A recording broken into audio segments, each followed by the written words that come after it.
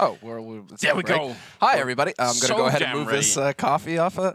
Is that quite clear if there's going to be a bumper or if like it's commercial and then us? Or because we've had it both ways, Anders, right? Yeah. You know, in production sometimes, you know, you get to have your cake and eat it too. At least every time we've come back to this shop, we've been fully clothed. So I mean, it's not all bad. So we've got that standard going on for us. I mean, I feel like we got to balance things out here, Anders. You know, I'm feeling like, you know, Henry's a little lonely over there. That, you know, he's there waving the French flag.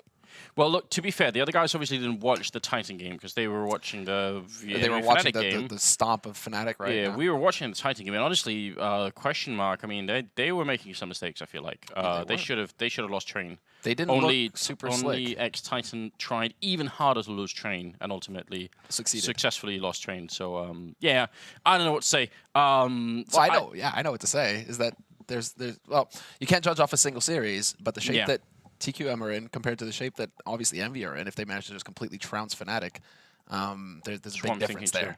Big difference, right? And I'm actually tempted to join in with Henry on this particular one. Yeah, I am as well. I'm going with the Frenchies.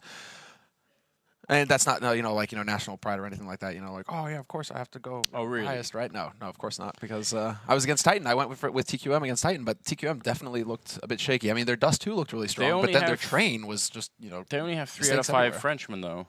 It's like 2 Belgians on that Titan. team. Yeah, so. But still 3 out of 5 is the majority. All right. There you go, Bo. I see what you mean. Right.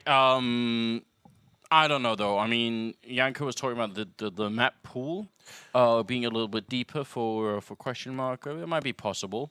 So you know, he might have that right. I think this could be an interesting game, though. We've had 2 2-0s today. Let's make it a 3-0. Why not? Yeah. I don't know why we keep coming back to us with a knife either. Like, I'm not interested in the knife. I just want to go into the pistol.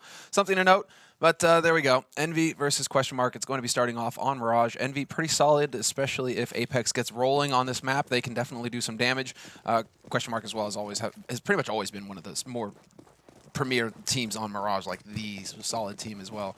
So we'll have I think a really interesting match to start us off here. But I'm still going to swing it to the Frenchies, honestly. Well. Maybe every map should have, like, you know, an arena that you only get placed in the knife round, and then, like, so people can't, like, run around and stuff like that. They stab each other in that arena and then go into the game. Yeah, if the knife is, you know, if that's how the knife is going to be. Look at this. Like, yeah, exactly. We're wasting a lot of time. Kio's running away. Kio actually gets 1. Kio gets 2. I mean, great. Nicely done. Kio giving himself a nice loud round of applause. And you guys will notice that, yeah, NBK is sitting in the middle. This is actually a decision made by Happy. He said he wanted to break on the calls. He wanted to. He basically asked Nathan, you know, NBK, please take over for me for a little bit. And so, as far as NBK calling is concerned, it seems like right now, you know, the team has really experienced nothing but like really stompy maps. And so he's like, yeah, so far it's so good, but once it starts getting into a grind match, you know, that's where we're gonna have to start figuring out, you know, how like my calling, my leading is gonna work, and is everybody gonna be feeling confident with that or comfortable? There's a few, you know, questions left here for NBK to answer, but so far so good, at least with the change in leadership. What is Kenny giggling about? You see, he's excited. If Kenny is giggling right now, dude, he is going to wreck TQM. Could be. He's the last person you want giggling on Envy. What are the Danes doing though? Well, one of them is definitely not joining MTW or, you know, sticking with that team. It's true, Sonic right there. So it was short-lived. Excited that he's still sort of in the scene and doing stuff though. Yeah, I mean, it's sort of depressing that we never even got to see one game, though. Wait a second. Wasn't he coaching Dignitas as well before? Yeah, he was. Yeah, exactly. So what happened was he didn't want MSL to feel bad, you know? So what he did is... Oh, instead of saying, I'm not going to coach you guys, he's like, I'll join a team for a day. Exactly. And then I'm suddenly Anders, you get it. You see, you know, how it went, right? You know, because MSL can't say anything. It's like, oh, you're going to play again? Well, okay, I understand you, man. That's all good. No worries, right?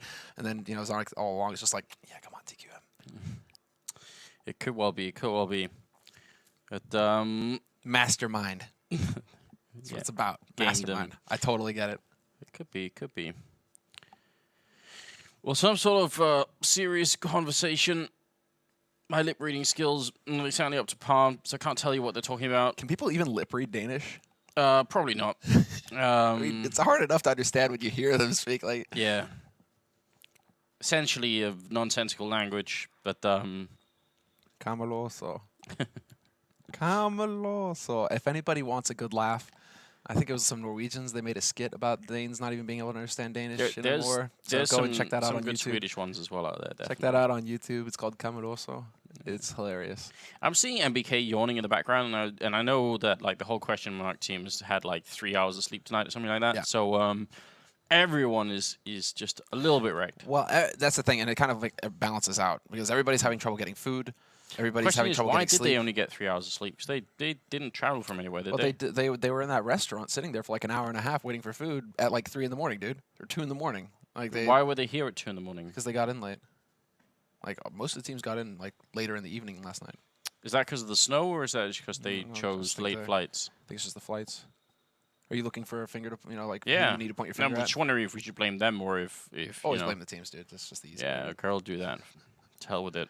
I mean, players are lazy, right? They are spectacularly lazy. Look, well, we are heading into it, and again, I mean, just to remind you guys, it's on the 19th, I think, that the QuestionMark team is actually going to unveil their organization. Before DreamHack Leipzig, that's right. Before DreamHack Leipzig, yeah. Only a few of us know what's actually happening. Yeah, you don't actually know, Andrew. Shut up. I do. All right, well, we're going to be going into the game now. QuestionMark, they're going to be starting on the terrorist side, Envy on the CT side. So welcome to the show here.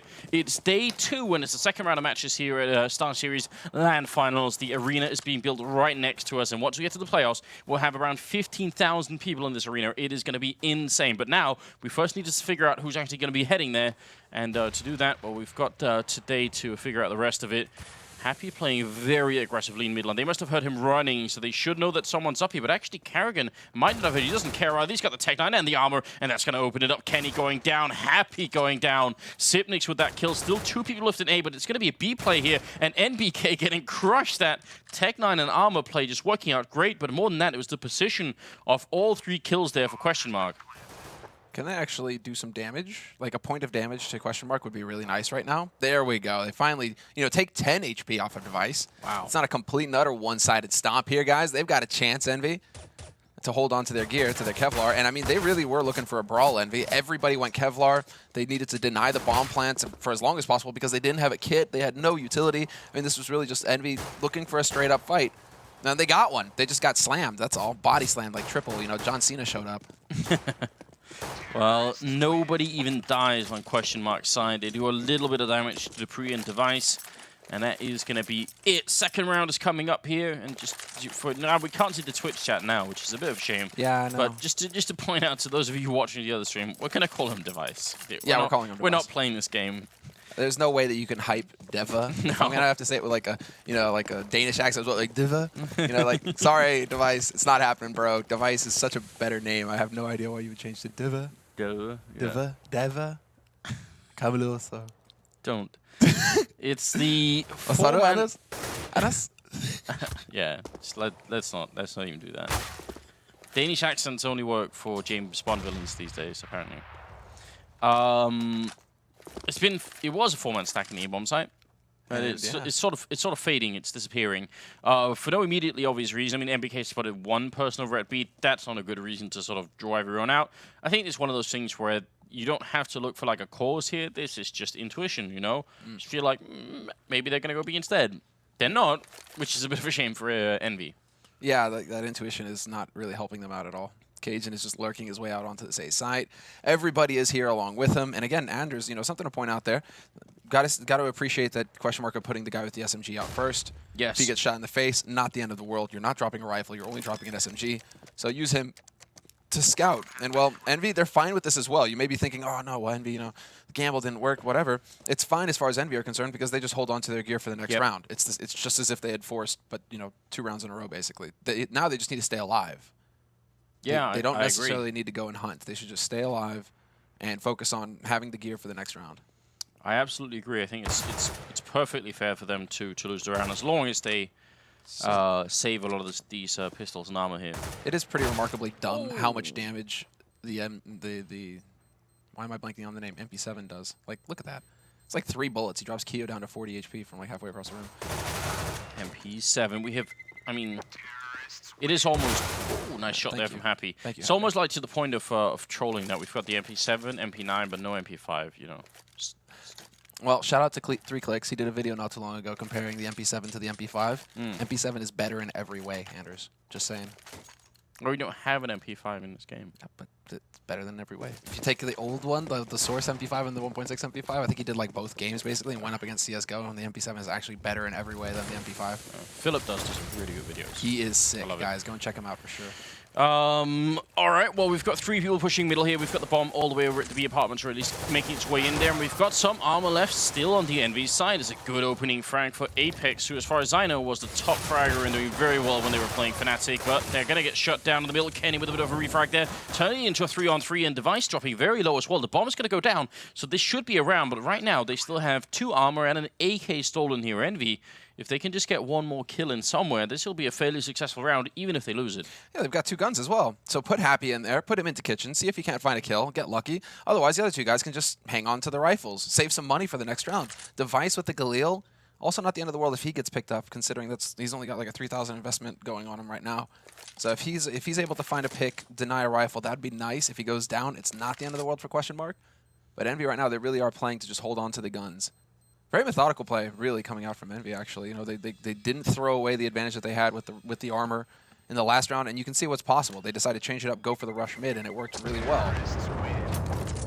In this round, that is. So, yeah, Envy, they're going to have some pretty considerable gear going into this first buy round for themselves. Happy holding onto his CZ and Kevlar means he's going to get a full set of nades. He should have a kit, a rifle, whatever he wants. So this is actually going to be a halfway decent buy. Well, the 4th round is coming up, and we've got the AWP on Kenny, and I am excited about that. I feel like it's just been way too long. I want to see some of that Kenny action here. Sipnik's coming up with a great smoke, and it's going to smoke off the top of connector here. So that's obviously a jump script smoke, and a very clean one, so see if they can make something of it here. But Kenny shutting down kajunb. dupreeh's getting close here, and he's going to kill kioShiMa, somehow getting in between those 2 smokes, and that's going to tie it up. And now 4 versus 4. Bomb still all the way back in T-spawn, though. Yeah, but karrigan finds the kill on Kenny, so now they've actually got that man advantage to work with, QuestionMark, and they've got a man pushed up in connector as well, so this kind of cuts the map in 2 here, making it a little awkward for Envy to move. They kind of have to stay put. Happy has come back over here to pick up Kenny's AWP, so he wants to have that sniper rifle, but this is the important kill right here. NBK, he needs to stay alive on this B site. He's dodging mollies, dodging nades, and he stays alive after having done so much damage to Device. Deva. Let's not start. NBK looking for a way to defend this bomb site. It's now a 2-on-3, and that was a running headshot with the M4.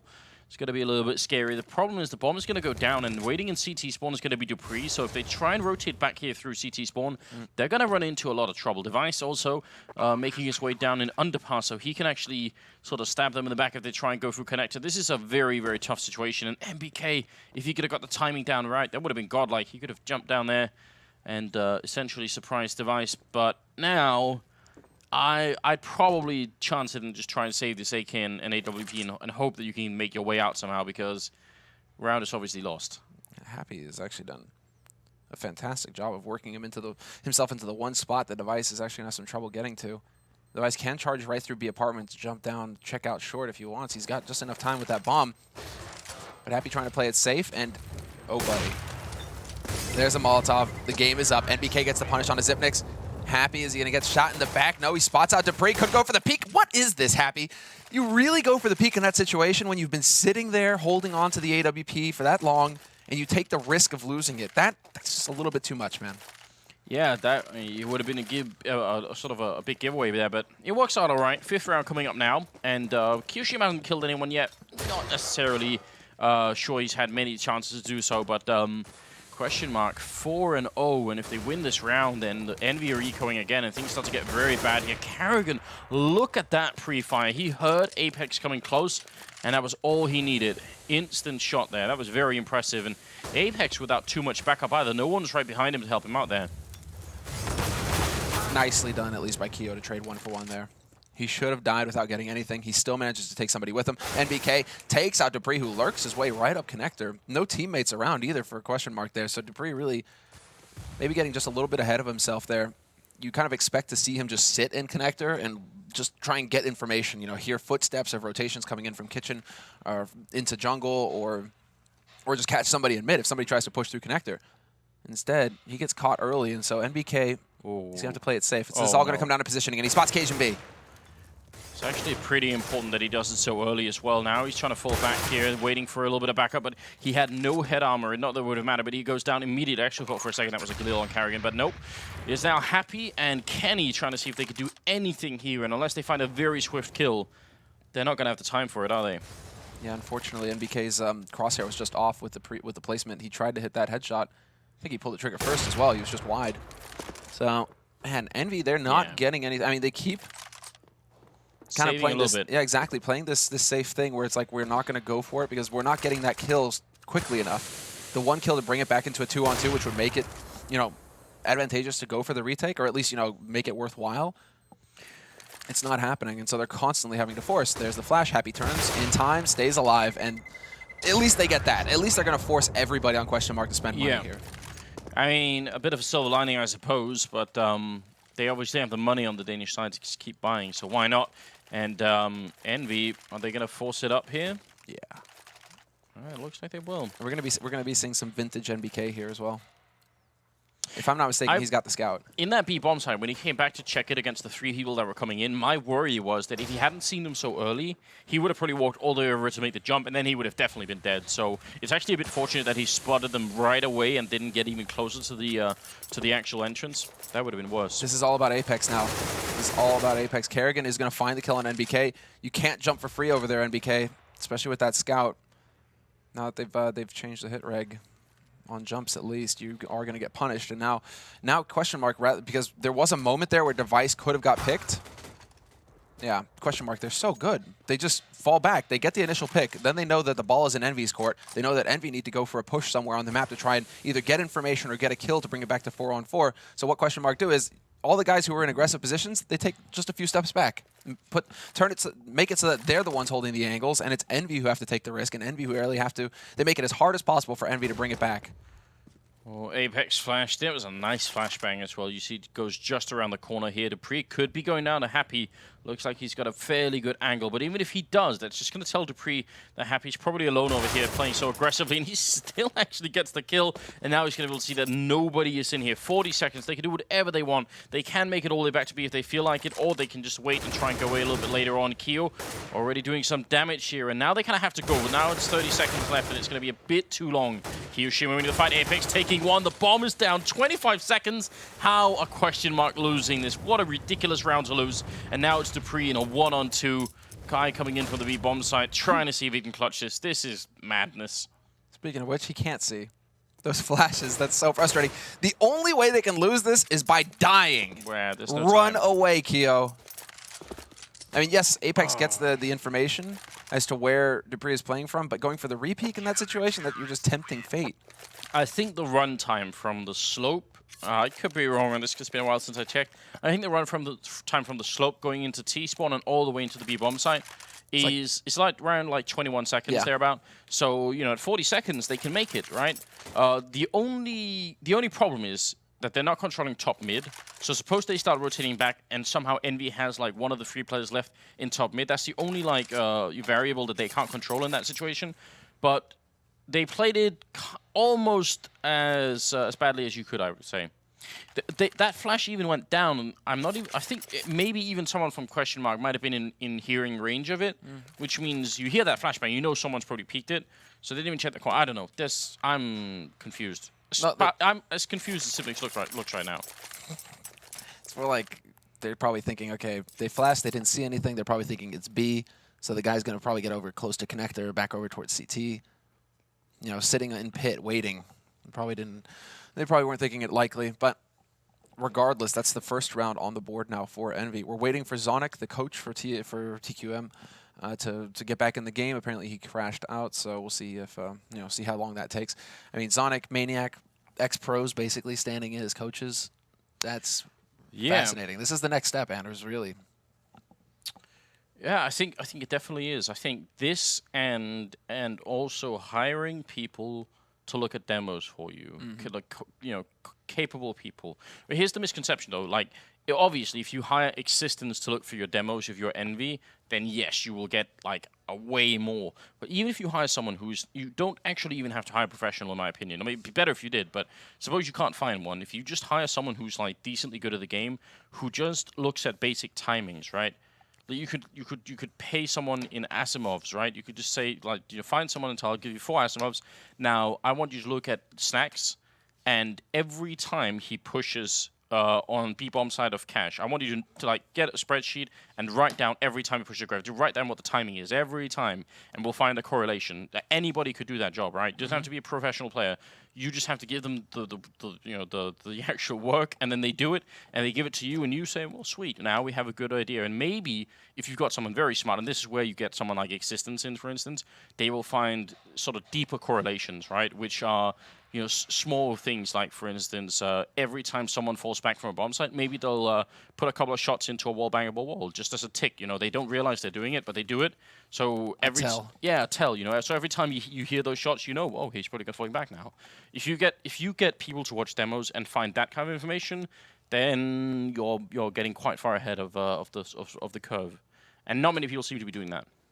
No, it'll come. I guess the big time we got to see that in action was most of the top teams have that now, but Fnatic back in Katowice, where they had Vugo, who was head of the team. I think they had like 3 guys, if not 4 guys, just watching demos for him. Vugo was one of those guys, and now he's the coach. Right? Well, QuestionMark only recently did, for last major, they had 1 guy watching demos, right? And I don't actually know about the other teams, how Envy had one as spread well. out it is. I believe Envy had one as well. Right, sure. so Fnatic, Envy, QuestionMark, but what about like Virtus Pro, Na'Vi? I mean, I'm not talking about the coaches, right? We're not talking about coaches. No. There's a limit to how much one coach could potentially watch.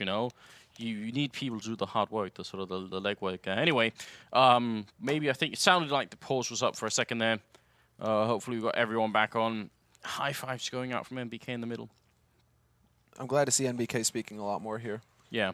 Just because, I mean, obviously he is the in-game leader, but towards the end of EPL, when things were looking pretty grim for Envy, they weren't playing really, they got top 4, but they, bombed down against Na'Vi in a pretty horrible fashion. Like, there wasn't a lot of talking going on the team. They were very quiet. So it's good to see that, Envy, they're communicating a bit more. We're obviously in-game, so let's go ahead and hop back in. I was going to say, at some point, we should go watch the game. Even though they're beautiful people, obviously, we can't, couldn't understand why we take another second there. Smoke going up into apartments to follow up from the last smoke that was there. Same smoke that goes down. Actually, there's a gap in it here, and Kenny not worried at all. That is slightly disappointing in my opinion there, because this gives away a lot. That smoke could have been an indication that they would push middle. Kenny now knows they're not, and he just turns around and focuses on apartments here. And that's a jump script as well. You should be able to land that every single time. It has to be like pixel perfect 100% of the time, and it's not. So, big mistake here for the Danish team, and it might cost them severely. Envy not caught off guard at all. Apex, kioShiMa opening up. Kenny with a frag as well on karrigan. Still got the man advantage, and the flick here from the device not going to connect. And, well, cajunb is on 3 health. He's gone any second here. If they just spray through CT. Where's Happy? Happy's got the AWP. That's the problem. If he could just spray through, Kenny will find the shot on cajunb, but then Device from Apartments takes out the 1, gets the 2nd, and now it's a 1-on-1 situation. 30 seconds left on this clock, and Device makes it down to the site. And now it's going to come down to whether NBK can keep his cool. He's going to be waiting for that bomb plant sound. As soon as he hears that go down, the farther this clock ticks down, the more likely it is that Device stayed on the A site. And yeah, there we go. 18 seconds, bomb is planted, and now the game begins. NBK, there's the flash, dodges it. He's just sitting and waiting. It comes down to the guesswork, and he's going to get it right. Able to get his crosshair to the left of the box just in time to get the spray. That was a very, very strange end to that round, because that should have been Envy just instantly crushing them. As soon as they trade 2 for 1 in the beginning, that's it. It should be just cruise control until the end of the round, but they very nearly lost that, so I'm a bit worried about that one. But they end up coming out on top, not with very many rifles intact, but it means they gotta keep the focus here. This is where it gets really interesting to see this change in leadership, right? It's just if Envy, it's been a lot of one-sided matches. They haven't really been tested yet. Now they're really getting dealt a pretty stiff one because 5 rounds on T side for QuestionMark, who are an excellent Mirage team. Like, this is all going according to plan as far as I'm concerned. Apex, he's got the line, but he can't seem to find the kill. Now he needs to get the reload, and kajunb is going to come right through. It's kioShiMa instead, and Zipnix to take out the defense, but Kenny's still alive, and he's looking for the shot. He's roasting alive as well, and he's just going to change up his angle and fall back. How is he alive, though? That's a real question here. 4 versus 3. AK being stolen here. A lot of Tech-9s. P90 being picked up. Oh, touchdown on dupreeh. And he's going to be gone. Happy with a bit of a parting gift there. And that's a 3-on-3. That bomb taking out in the open. And look at this. They've rotated someone all the way back into middle. This is genius play from the terrorist side. A defuse here is going to be difficult. Kenny is on it, though, and he's got the kit. Device coming in, looking for the angle. Not quite hitting. Oh, there's last second. Device going to get the kill on Kenny, and now it's a 2-on-2, but nobody's defusing that bomb. NBK, he gets the shot through, and they're going to have to try one more time. Device coming out on top. He's looking for the shot, but he's not going to be able to get it. And NBK, he gets the defuse in the last second. Oh, what a clutch and what a round. Chaos, Anders.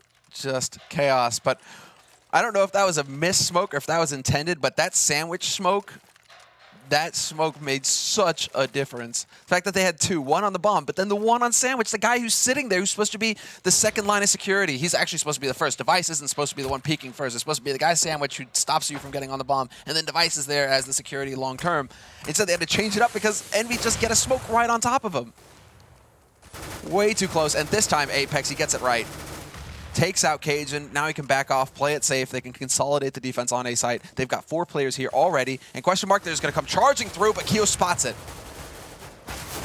dupreeh with a shot. Second one as well from that Galil. karrigan and dupreeh again. This A push is just working way too well. And Envy had 3 people here. They're going to deny the bomb plant. And NBK looking for a bit more, but surely he can't clutch this one. dupreeh's already got the triple and looking for more. And he's got 8 health left here. So I'm not sure this is going to be quite as successful as last time. And again, Envy, because they keep dropping so low in player numbers, they might not have the money to actually go for like a really good buy here.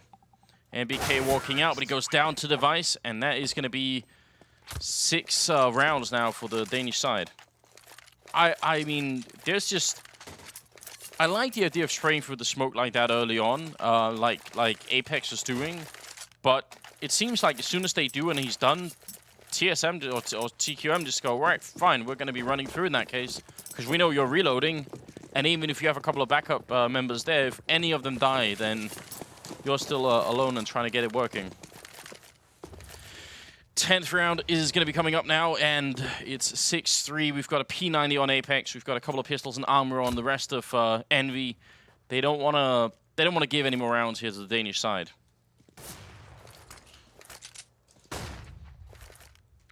Flashbang in. Gonna buy a bit of time. Nice jump right behind the flashbang, making it very hard. And NBK puts up a smoke. Sort of wondering if that was like a bit of a trick one-way smoke here. It could still be, I suppose. Gonna go and peek again, and this time he only sees one person, so yeah. QuestionMark not feeling too much pressure. No, everything is going their way at this point. So they don't really need to worry too much. I mean, they've got 6 rounds. It's a minimum. You're always aiming to get more, obviously. But this is definitely the comfort zone now for QuestionMark. They know that they've got a force buy on their hands in front of them, so they should be able to start building that eco. And it's only going to get easier from here. Nice nade onto dupreeh there, just doing a little bit of damage, just shaking him up. But again, QuestionMark, they have every advantage. They have control of mid. So now it's all a guessing game for Envy. Where are they going to go? They did make a mistake. They put Happy over onto the, or rather Kenny over onto the B site, but that's not where the action is. It's going to be over here on A. Great flash to start things off, but it's just not good enough. 1-for-1 trade. It would have been nice if Apex could have picked up the second one there. Nice shot from Kenny, but it goes. NBK goes down, and Kenny will fall next. And now it's all on Happy and Cajun. 1-on-1 with about 15 seconds left here. Happy controlling the bomb as well. Cajun has to take this fight. C-set 75 in hand. Happy's getting close, and he's going to get the shot in the last second as well. I think it might even be the last bullet. That's ridiculous. That's 2 rounds now that Envy should never have won. Yeah. What is going on, Anders? Like, they get bogged down. They hesitate. Rather than just charging through as a unit, maybe you lose one guy, but then the next guy in line is you should be taking out that 5-7. They just hesitate. They get bogged down in connector, and then that just costs QuestionMark huge. Now they're the ones who are going for a force buy. This is turning it. I mean, this is kind of turning into the match we saw versus Titan. It's just back and forth, Anders. It's just like QuestionMark aren't able to chain the rounds unless they get that strong start. Obviously, that they got here in this first half, but I mean, right now, QuestionMark are definitely winning the half, but they could be winning it so much more than they currently are. And NBK, a lot of pellets to cajunb's face. He has head armor, and yet he's down to 90 and one flurry of pellets there. It's basically saved his life. Yeah. That's because I like NBK going for the style points as well there at the end, you know, changing up the angle, the timing, and stopping mid-air, you know, just doing everything he can to make it interesting. But, hey, guess what? Device is here with an AK, guys. That's a bad deal for you. Kenny, now they have a smoke on dupreeh, so maybe they could try and smoke him off. Or they could try and switch it up. They got 2 people in connector right now. dupreeh being one of them, looking for the headshot, not going to connect quite. Happy being close behind here, and karrigan, he does shoot him in the face, so he's down to 5 health, but he wins the battle immediately. Kenny with the second kill of the round for himself, and Zip, he's trapped in Tetris. He can't actually get out here without running into Kenny, and there it is. He wins the fight, and even if Kenny had fallen off, then he would have run right into the Molotov. Can they get the bomb down, though? It's actually on Zip, and again, I think he can actually make it back to B with about... He had 38 seconds right when he was backing up, but looks like they're going to commit to the A push, and dupreeh, he might just open it up. Because of this, yeah. And unfortunately for NBK, oh no, he does turn around in time. 2 shots, he gets the kill. And now it's all on Zipnix, but he knows where NBK is playing from. NBK, though, he's so clever. He knows how to abuse the different guns in this game. This jump guns, like the swag and the scout. There's nobody better than NBK. Wow. But he does manage to hunt down the 1. 7 seconds left, and now Zipnix is committed. He has to get the kill, and he will. 5 seconds left, and he's just going to get the plant, but he will find the kill anyway on NBK, and that's going to mean TQM taking another round. That was a huge clutch from Zipnix, obviously. Getting the kill on Kenny, then wall banging through the wood panel there in the connector, and winning the fight against NBK. Obviously, a really big round, 7-4, 12th round coming up. And I mean, the Frenchmen, they don't have any choice here. They have to keep forcing because they can't allow them to just jump up to have like a 10-5 or even 11-4 finish here. So that's what they're running into here, though, Andreas. You know, now if they lose this, they are in a very dark place. You can't keep throwing Hail Marys and expect them to get pulled off here. And unfortunately for them, really, have you seen Envy play? Right. It's what they do. Well, I guess that's what happened earlier as well with Titan getting ecoed all the time. But you see, then this happens, right? Where it's just like you got to take the gamble and it doesn't pay off this time around. They back off of that B site. QuestionMark go right in behind him. Apex, I mean, he's in B apartments, but he gets spotted by Zipnix. Does some decent damage here, actually. Looking for that spray shot, but he's not going to get it. Yeah, this is all just to try and get something out of this round, you know. And he's not even going to get out of there alive because guess what? Cajun. He was playing really well actually against Titan. Cajun and Device were doing some good work, and like we said, that doesn't always happen. Cajun did make it on that top 20 list. But I feel like in a lot of matches it seems like he hasn't quite earned that spot. You know, today it seems like he's been playing better. Go to Keo. Okay, well, it was close. Keo was waiting by murder hole, just hoping somebody was going to come over from that B side. It might have been close there. Decides to hold on to his gear instead, so he didn't take the risk to peek it. Well, 8-4 is the current scoreline. The 13th round is coming up, and regardless of how the rest of this plays out, QuestionMark will be in a good position going into the second half. The question is if they'll be in a position to basically just win the map, or if it's going to be somewhat competitive. I mean, if Envy could bring you to like 6 or 7 rounds here, then they're still in the game. It's not like they've lost it immediately, but no, because they can have as dominant a T side of their own. Just yeah, but I think QuestionMark are so good on the CT side of Mirage. I feel like they've got to get to like 6 rounds. I don't think 4 or 5 is enough. I mean, one thing that QuestionMark has had going for him, I mean, it's Kenny's had an op for like a couple of rounds, basically. True. I mean, they were playing it very passively at the beginning. Envy kept counting on just, we'll save a couple of guns, and then we'll be able to win the next round, right? Nope, they kept losing it, which is how QuestionMark got up to 5-0 before Envy were finally able to bring it back and at least stop the streak. The problem is that Envy since then have just not really had money for nades, not really, had a full buy to work with. So they could definitely do the same thing to QuestionMark, where it's just, get the full buy, shut them down, and then, crush the economy. That's one of the funniest things I've seen in a while. Happy and NBK now 2 versus 5. So Apex. This kind of buy out of Happy as well is very awkward. Apex. The The Molotov goes down into Shadow, right? So he knows if I stay here, I'm obviously dead. If I go up the ladder, I'm dead. So he thinks I've got to get out and fight them, right? So to do that, he throws down a flashbang. He gets killed, but then the guy peeking on stairwell gets flashed from Apex flashbang, and he dies as well to the guy coming out of apartments. That's perfect, absolutely perfect. Cue the Benny Hill. Oh man, well, NBK and Happy are gonna be left in, yeah, I guess. I mean, this is, again, Happy, they're just hoping that they can make something work. It's just like, it feels like Envy have spent more time hiding than actually, you know, fighting on this CT side. I mean, we lose NBK at the end. But yeah, this whole half essentially has just been about Envy trying to hold on to guns. So they're not willing to go in and go crazy. They're not willing to try and take a risk. Sometimes you have to, and I don't mean by taking a risk by going for a force buy. I mean taking a risk by going into a 2-on-3 retake, something along those lines, where sometimes you just have to go for the BDP and force it to work. And we're not seeing that quite yet here from Envy. They're deciding to play a much more passive style. But again, with the buy, and again, you know, light on nades, single kit picked up on Happy here for Envy. And this could very well be a fake coming out here from QuestionMark. They've got the setup here to chuck out a few nades onto the A site and basically keep Envy guessing. Well, P90 is in play on Apex, and I feel like he's been buying this a lot, and I'm not convinced of its efficacy just yet. I feel like it hasn't been quite giving him the reward that he's maybe been hoping for. kioShiMa though flashed in, and it's a perfect pop flash. Takes the one, drops the bomb as well. Kenny with the kill, but he goes down to karrigan. Still, this is a perfect start for Envy. They're now controlling the bomb on the slope, and now karrigan to the left to try and do a little bit here. Apex with a double kill with the P90, so that's what we were looking for as well. It's going to bring it to 9-5. I think if they can get 6 rounds, we've still got a game on our hands. I don't think 5 is enough. I think we need this last round. It's good to see some fight in Kio as well there. He needed to go forward and challenge. If he'd have run away, which is, I almost thought for a second, he's like, oh, okay, he got the first kill. Now he's going to play it by the book and back off, right? No, he decides to, you know, just basically take control of the situation, charge forward, and he gets bomb control by taking out Cajun. Risky play if he dies, but it pays off. Cajun, though, will punish Kenny for that in this round. Opening pick for QuestionMark, and Envy might be right, you know, again, dire straits. Do they end 10-5? No, Happy. He says, we still had some fight in us. He brings it back by taking out karrigan. Yeah, very forward play as well, which is going to leave the terrorist side a little bit worried, because no one has actually checked those hallways since, so they don't even know if Happy's like still lurking and still looking over there. NBK with the shot on dupreeh, and Sip goes down, so Cajun alone. And this is the sort of defense that Envy should have been able to put up in multiple rounds, and obviously didn't happen. Cajun here, long gone already, and that's going to be 9-6 for the first half in favor of QuestionMark, which is it's a big win for them in the first half.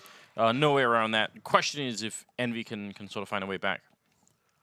Yeah, that's exactly, and that's the main challenge here. Is basically just going to be, they know that they're so far behind, but Envy are one of those teams that on the T side, they're capable of anything, and they have players on the T side. Their entry man, Apex. If he gets fired up, if he starts running into sites and just getting headshots right off the bat, it's going to be so hard for TQM to hold off the Envy push behind that, the pain train. And then if Kenny, I mean, if they can just get some economy to work with here, if Kenny gets his op and starts opening up sites that way, I mean, they can have a 1-2 punch combo where it's just Apex runs in with the rifle, Kenny's with the op. One of them is going to get something, and then they move from there.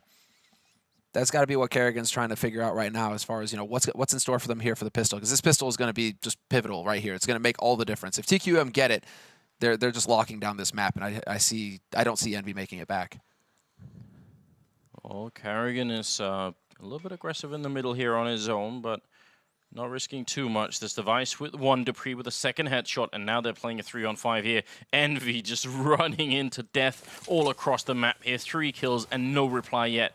And it's looked like there's not even going to be one. It's going to be a flawless pistol round, Semler. What is this? They saw that against, we saw that against Titan, Dust 2, and it was the same exact thing. Device, both T-side pistol rounds for I don't know. Wait. Yeah, both pistol rounds, basically. Even on both sides, Device just killed Smiths immediately, right? And again, here, first shot that goes out, it's Device getting a headshot. Like, Device and dupreeh and the pistols right now are looking so good for QuestionMark. Really needed to see, especially considering Envy, you know, struggled in they didn't get the first pistol. Seems like Envy haven't figured out how to get their pistols working. Now let's see if they can do what they're famous for. Get that follow-up buy. Grenades missed enlarged there. A lot of trading going on, favoring Envy at the moment. karrigan, though, will bring it back and taking down Kenny.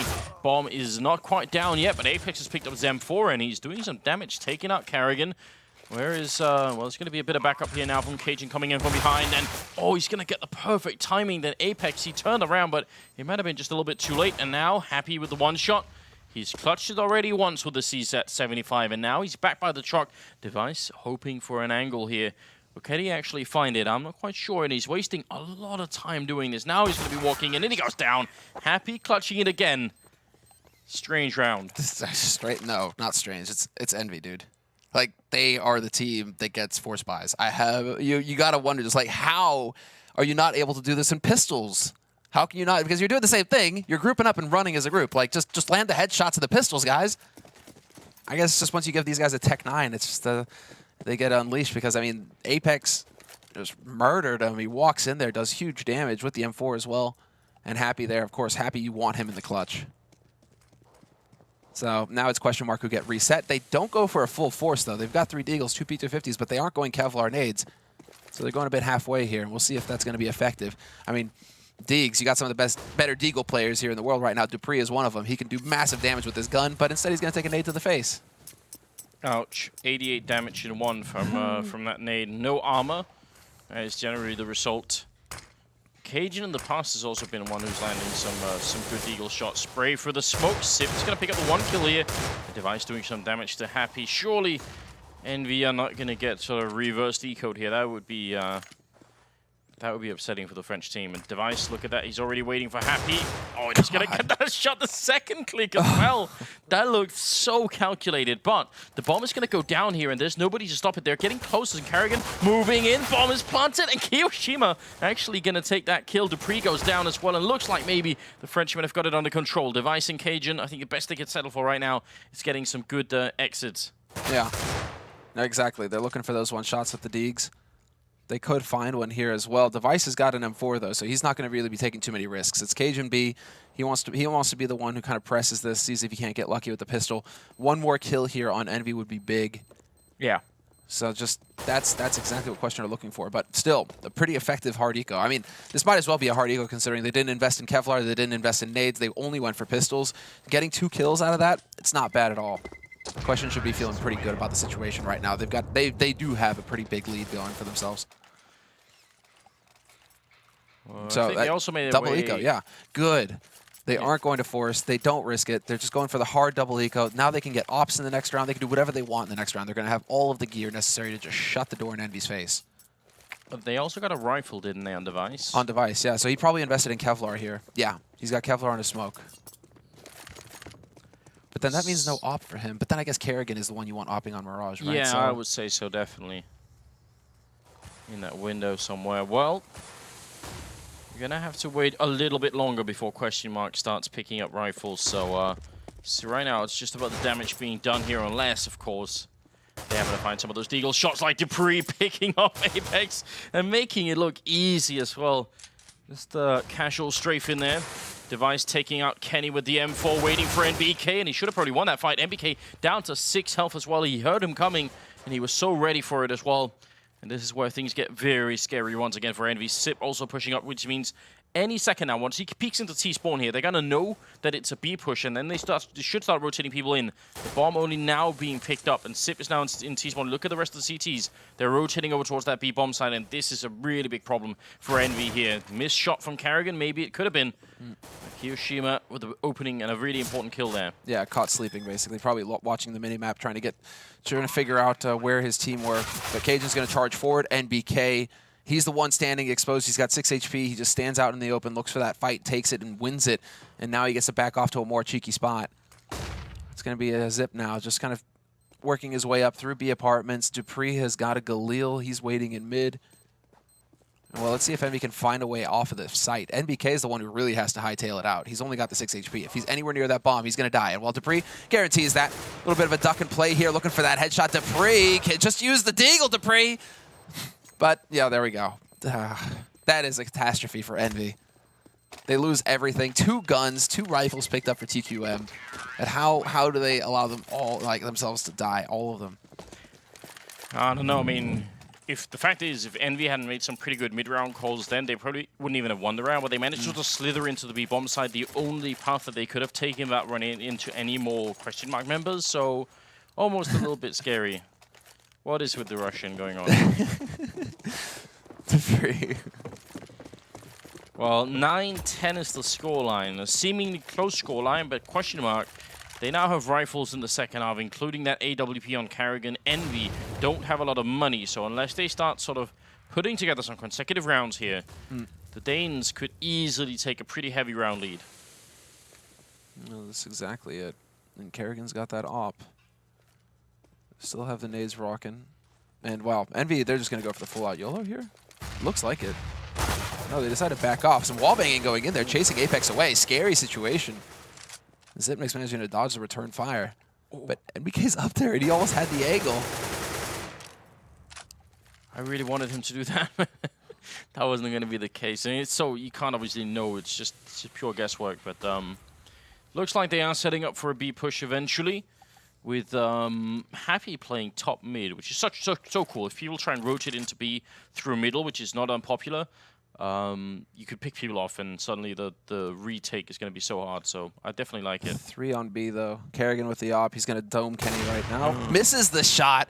Oh, karrigan. karrigan, come on. You can't do that. NBK with the double entry. Walks into this site, annihilates the defense. There were 3 people there. QuestionMark, how does that happen? And karrigan, how does he miss that shot? He was dead on. Yeah, so this is one of the things that we were talking about, and the reason why I think both you and I were questioning a little bit whether or not QuestionMark would win this overall best of 3 is because some of this stuff happened against Titan too, where they have these shots that are just, they cannot be missed, and they're not hard shots, right? And somehow it happens anyway. I mean, that's a free entry for Envy into the side. At that point, they're just like, sweet, just take the round then. NBK particularly, man, he gets karrigan, okay, because karrigan misses his second shot as well, and then yeah, but I think the reason why, I mean, the kill on short. I think if karrigan gets the first shot, then he's under a lot less pressure to even try and fight. Then he can just wait. He can just say, okay, I've done my part. I'll just wait for backup, right? But because he misses, he feels like I have to fight, you know. And then he dies, and it's even worse. So I don't know. That was the sort of position where it should have been very easy for them to come up with a win there. It was the kind of mistakes that, it's good that you bring it up. It's the kind of mistakes that we saw versus Titan, which I think is what led to us saying, a 2-0 win for Envy. And it was just, we watched that QuestionMark game, and we saw some situations where it was definitely questionable what was going on. NBK setting up with the old school window smoke. See, no jump scripts for NBK. Ooh, if karrigan could have taken that shot before he faded, then Kenny might have been gone. But it's a very, very fast round coming out of Envy. Some classic Envy style coming out. Oh, just at the edge of the smoke there, but he goes down. dupreeh, a lot of damage being dished out, but they still need to actually get the kills here. Cajun also hiding at the corner of the smoke onto the balcony there. He's going to go down. Xyp, the only one to reply, and he does get a double before he falls. Well, actually, before Device falls, and now Xyp9x is alone 1-on-3 here, not a favorable position, and he goes down. Envy, they take the round lead at 11-10, and QuestionMark, well, they kind of do have the money.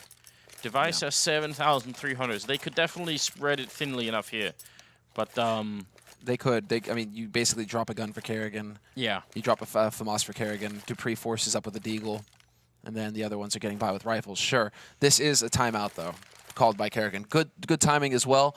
I mean, going into a bye, and they realize that they're losing control of the situation. They need to slow Envy down. This is the perfect timing for a timeout to just stop Envy's momentum, force them to sit and wait a minute, cool off a little bit. Because I mean, Kenny hit a pretty crucial shot.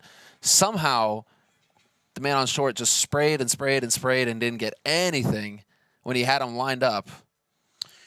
So yeah, we're seeing QuestionMark, I think, get a little frazzled here. Yeah, the sort of frustration, the sort of nervous energy that can't be allowed to slip into a team, No. Focus, and this is where you'd want for someone like Sonic, a lot of experience, a little bit older than everyone else as well. Step in there and calm down any kind of discussion that's going on. I think they have a couple of members on the QuestionMark side that have a sort of a history of having this kind of worry. Oh, indeed, dude. Indeed, for quite some time as well. Like, this isn't something new. I mean, this is since they were back on Dignitas. Yeah. So, I mean, it's been a long struggle for this team, and especially in a situation like this. Whoa. NBK's playing with a wireless headset. Interesting. Okay. That's not something you see every day. I've got a wireless headset at home. Well, I use that headset myself, but like, just so I can pace around the Yeah, that's why my apartment, right? Like it's super nice. I've never seen a pro actually use one. Okay, wait, hold on, but he is wired up. Okay, never mind. Maybe he is wired still. Odd. Oh, it's on the other side. All right, maybe. I do actually prefer the wireless ones, but that's maybe just me. Well, it's just, I mean, yeah, when you're on Skype, you know, if you're pacing around, it's nice. Well, I really do think like there isn't too much that that TQM need to like discuss tactically. I think they're doing fine on that department. I think it's really just coming down to hitting your shots. And so the timeout, sit, rest, breathe. You know, take a minute to just relax and regain your center, and get back into it. And we have missed a little bit of the action. Happy down to 67. But it does look like EnVy are looking to get control of mid, and dupreeh is just waiting up here. He's got a teammate to watch his back, and there he goes. Karrigan starts off strong, removes Apex right off the bat. Flashbang in there to buy some time as well, and a good start here for the Danish side. It's definitely what they need. With such a big first half for them, if they end up giving it away, that could have repercussions going to the second map as well. That's when you start to get so frustrated, and you know, you kind of like, you sort of shove the whole series right down the drain. So 22nd round here. A lot of time being wasted for EnVy. They still got the bomb far away from any bomb site. So for them to go in and set up somewhere, and it feels like it's going to be the B bomb site. Holding there is Sipnix, and he only has a grenade here. No flashes or smokes or molotovs. So he can't buy time for his teammates. They got a stack of 3 in the A bomb site. This might be a bit of a misread coming out of QuestionMark. So Sip, he needs to make a really good call, and he's jumping. He sees them, misses the grenade, and now he at least has to get a kill. At least 1 and preferably 2. They're coming close, and NBK will shut it down. dupreeh's there. The bomb's down as well. 30 seconds. dupreeh moving closer with the FAMAS kit. He stopped kioShiMa from putting down this bomb. He's behind the boxes, and he's trying to creep around here. Happy goes down, and kioShiMa, if he backs up right now, that's going to be it. Flash on dupreeh, and he's got the perfect angle for it. Kio's down, and now it's all on Kenny. 1 on 4. He's going to be dropped by karrigan. That is around for QuestionMark. It looked like it could have gone horribly wrong, though. Like, that kind of failed grenade, and then not getting a kill, that's when things get really tricky. And Sipnix always goes under the window, it seems. When he gets caught in that situation, that's twice now that he's gone under the window and he's died, like, immediately to NBK's. I mean, or to Kio, rather, but, like, they're starting to dial in at least a little bit on that B defense, which is why perhaps EnVy decided to go there in the end when they were a man down. Just because they've managed to have successful entry frags there so far, and, well, it started off strong. Unfortunately for them, they just weren't able to really capitalize on that at all. And then Happy not able to achieve anything with his backstab lurk. So, I mean, that's also a little detail that QuestionMark will be aware of. Is just the fact that, you know, the main push comes through. Okay, it's almost like old Nip. We just got to wait for Happy. Where's Happy at? Okay, now we got him. Now we don't have to worry about anybody else lurking around on the map. We're good. So, early damage going out onto Kio at least. And the smoke, he decides to take the fight. Kio showing some bravery here. He's got Apex to watch his back as well. Apex turns around, and somehow Sipnix gets out of dodge. How does he make it out in one piece? Yeah, that looked like it could have definitely been a kill, so a lot of damage being dished out either way, which kind of means it forces them to have 2 people on B. Because if they just leave the guy with 15 health on B, that's going to be a little bit tricky. And now 3 people covering A. They have so many grenades left on the EnVy side, whereas the CT side definitely doesn't. This could easily be around for EnVy. All they need is 1 quick entry, and this A-bomb side is going to fall immediately. So the only thing the TQM could do right now to hold on to this is to have maybe Cajun and Shadows here coming up with some big kills. I'm not sure if that's the, you know, well, how that's supposed to go, but okay. Smoke goes down, Cajun gets caught in the back, and there's the go. Peekaboo shot from karrigan, just jumps up, tags Apex, brings him down, but Happy with the lurk is going to be successful. He takes out dupreeh, device through the smoke. It was a spray battle, and he comes out ahead. And wow, Happy is actually just going to go for this. Straight flash in, looking for the shot. Sipnix so low, instantly taken out. But karrigan, he's got an eye on this. He can still look out onto this site. The bomb has been planted, though, and that's the important bit. And now, actually, they're looking to just back off and save. Smoke goes down, and that should be a signal here to Happy. And yeah, he's already going to start looking for the hunt here. Yeah, but the problem there was that both Sipnix and Device were so low on health. Sipnix from the early fight, Device from the spray in jungle, and they just don't stand a chance here. So now it's going to be 12-11 Happy, creeping up with the AK, and could easily find Device and steal one of these rifles away, and that would be huge. Again, I mean, QuestionMark, they just do not have the money to stay alive here, and that's going to be 1 rifle gone. karrigan, in the back lines. He should be surviving this round. Happy just going slightly crazy here with the AK. And he's going to do a lot of damage that could have easily been it. That's so scary. It works out. Bullets. They save the AWP. There's money on 3 players here. Are they going to be tempted? It looks like they will. Yeah, they have the 2 guns, right? So they're going to go for a buy. Well, they saved 1 gun and then... No. They saved 2 of them, didn't they? No, only karrigan lived. Really? Yeah, just karrigan. Oh, they caught the other guy. Yeah. I was so focused on the karrigan battle. The You're right, Happy killed off device. Yeah. You're right, of course. It looks like they're going to go quick towards the B-bomb site. karrigan inside here this time. Even while flashed, he's going to get the kill on kioShiMa. He goes to fight again and maybe doesn't even have to here. Going to get close as well, and Apex drops. This is a great defense. Finally, he drops. I wish he would have stayed to just be alive there. dupreeh coming up from behind and dropping Kenny, and Happy and NBK are going to be left here, and this should be a win every single time. The bomb is down as well, and Happy left alone in a 1-on-4, and QuestionMark putting up a really big fight there, and I mean, I actually thought for sure Envy would win this round. They were so fast, and karrigan was so flashed, and yeah, I mean that's just karrigan basically like it's lucking out basically because he's blind. He's got the angle, but it's just timing, right? He's just timing. You know, okay, I'll click now, and he gets the kill. Keo happens to be there. So, you know, a little bit of a lucky break there for karrigan. What's really going to be heartbreaking here is that Envy, they lost a chance to really screw QuestionMark's economy and take the map. Yeah, if QuestionMark lose that, I think perhaps Envy, they weren't 100% on whether it was an eco or whether it was going to be a buy. Like they probably thought, okay, there's going to be like one op somewhere. They might be like pistols. We might just be able to just like charge right through and then, you know, crush through, right? They might have had a bit of a shock there when they ran into a full buy going, but now they've lost a chance to just have it easy where they could completely reset things. Now QuestionMark, they've actually got some money. They got some money. They've got the double AWP set up here, and they're going to try and push with the smoke any second now on the ramp. Cajun down in sandwich. Grenade comes out. A lot of damage being pushed out, but look at the flashes coming in. Sip can't see a thing either. They're going to get the initial kill here, but Sipnix goes down. NBK looking for a follow-up, and great spray. Last bullet, headshot on device.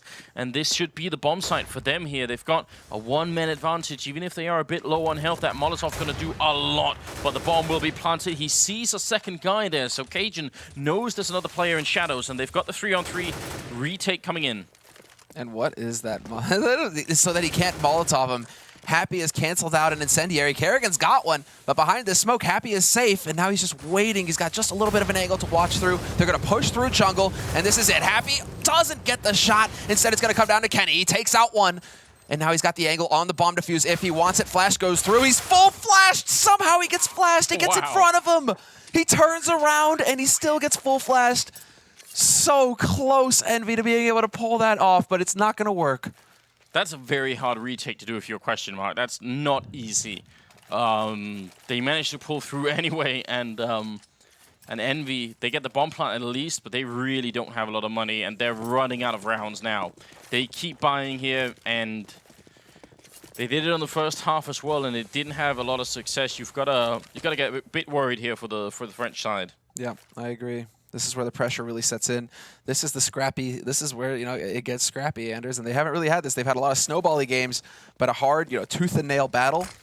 This is something that NBK is having to try to find the solution for on the fly.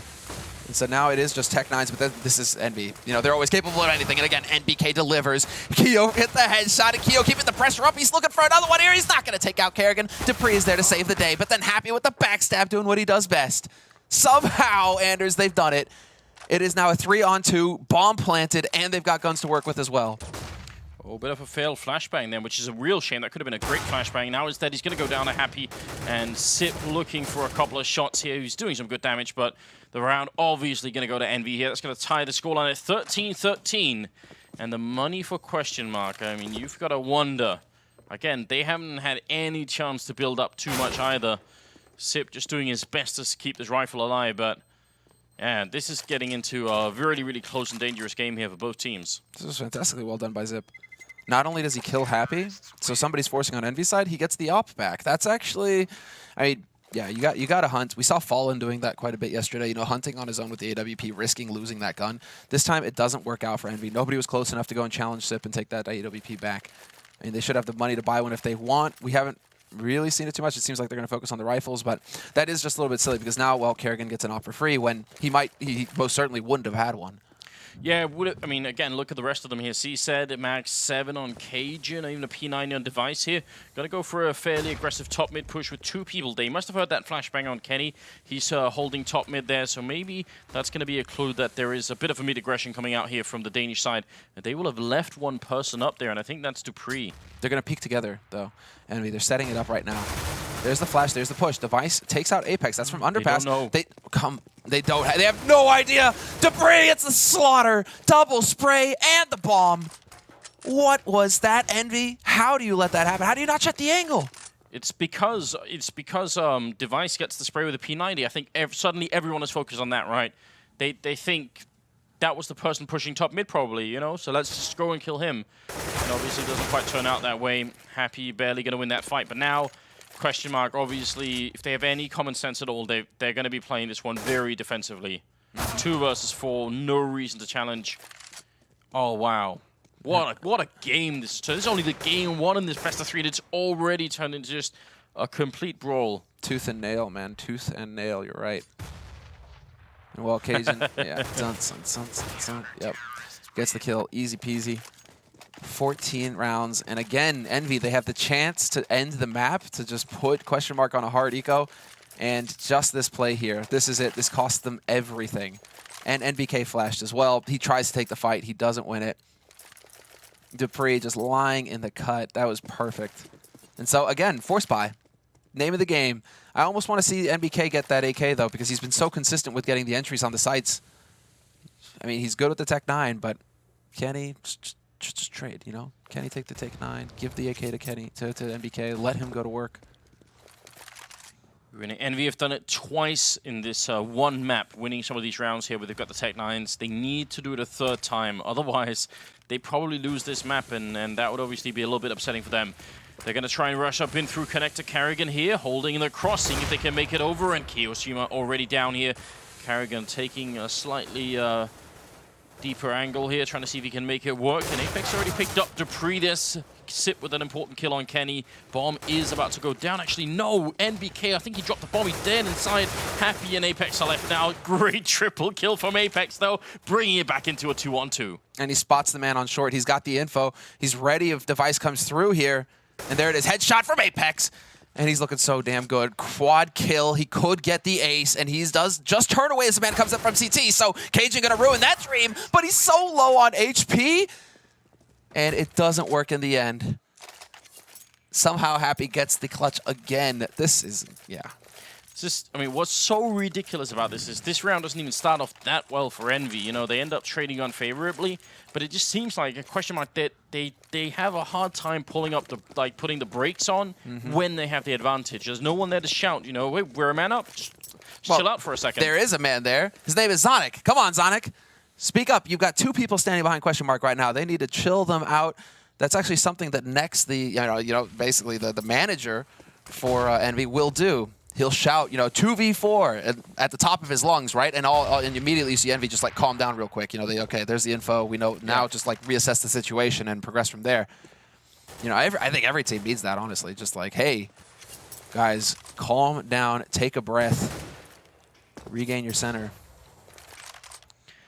14-14, 3 rounds where Envy pick up Tech 9 and Armor and end up winning it, and that's obviously put them now very close to taking this map away from QuestionMark. Now, a little bit of damage being put out there, actually a fair bit of damage put out into Apex, down to 15 health, and they need it. A QuestionMark, if they lose this round, then they lose the map in turn. They just do not have the money to continue to buy. Even this buy is not a particularly good one there. Jumping in, kioShiMa, spotting karrigan and wanting to see if he can flush him up, but they don't have a Molotov or anything. So karrigan is sort of relatively safe in this position. Exactly, and karrigan staying alive is a better thing, although he loses his teammate dupreeh. Keo, he's drawn to that spot. Happy trade frag there, takes out cajunb. The full rotation should be coming up now for QuestionMark. They still have 2 of the rifles, and there we go. One of them comes into play. Device, he takes out Keo. 3-on-3 now, bomb planted, and they have a little bit of a crossfire worked up here if QuestionMark decide to push out onto the site. Man in Tetris, man holding a death box, but it's going to be all about Zip. And he manages to hit the headshot already. Apex has only got 15 HP. It's NBK who's going to have to do most of the work here. He's down to 57. Apex finds a headshot, and there it is. They cross the line. Envy, map point. And this breaks it. They don't have any money left. Yeah, TQM. this is it. Wow. Well, I mean, this is it's been a really tough match for both teams. Apex coming into it. Some of these rounds for Apex have been huge. Quad kill in this round. Just a monster. And what? Oh, no timeout. Yeah. No timeout here. That'll be fine. They already used their timeout question mark, so they can't go for the pause again. I think, did they use it before, or was that technical? No, they used it. It was a timeout. So you can't, I mean, yeah. Oh, no, the mouse isn't working. No. Well, I mean, you can, but... You can, but it's pretty good timing, right? 15-14, we've got, well, 5-7 on 3 players, Deagle on dupreeh, and the C-set 75 on Sipnix to try and get it into overtime against a fairly well-equipped Envy team here, with cajun moving a bit closer. Smoke goes off to block off the entrance for a little while, but I think Envy smartly are playing this one very slowly. Yeah, we need some of the magic here from dupreeh. He gets the tag. No kill. Apex down to 62. Happy down to 69, but now they've got mid-control, Envy. They can start pressing forward if they want. They can challenge dupreeh. Full flash on dupreeh. He's freaking out right now. He's trying to back, and he still stands his ground looking for that shot. And, I mean, question mark, this is all about traps at this point. Like the crossfire here on Pit, just hoping that Envy tries to push through. Thing is, Device has a flashbang. They could just flash cajun right. I'm not sure why they're not doing that, because that'd be perfect on Happy right here. Smoke is about to dissipate as well. There comes the flashbang, but Happy, he actually does get flashed just enough, but in behind them is going to be the rest of Envy, and cajun and Device both go down. It's a 3-on-3. They do not have a kit picked up, and the bomb is going down, and Envy... It'd be a miracle if they don't win this round. Yeah, this is it. It's their round to lose. They have 3 flashes left as well, so they can make it even more difficult for questionmark to start pushing up onto this site. questionmark have 2 flashes on Xyp9x, but they've got pistols. dupreeh has been lethal with that deagle, but still, it'll be a tough call here. Xyp9x spots the 1. There's the step. karrigan, trade 1 for 1. Kio's there, and it's out of control. NBK will pick up the final frag. 16-14, 30 rounds, but Envy will be picking up the first map in this best of 3.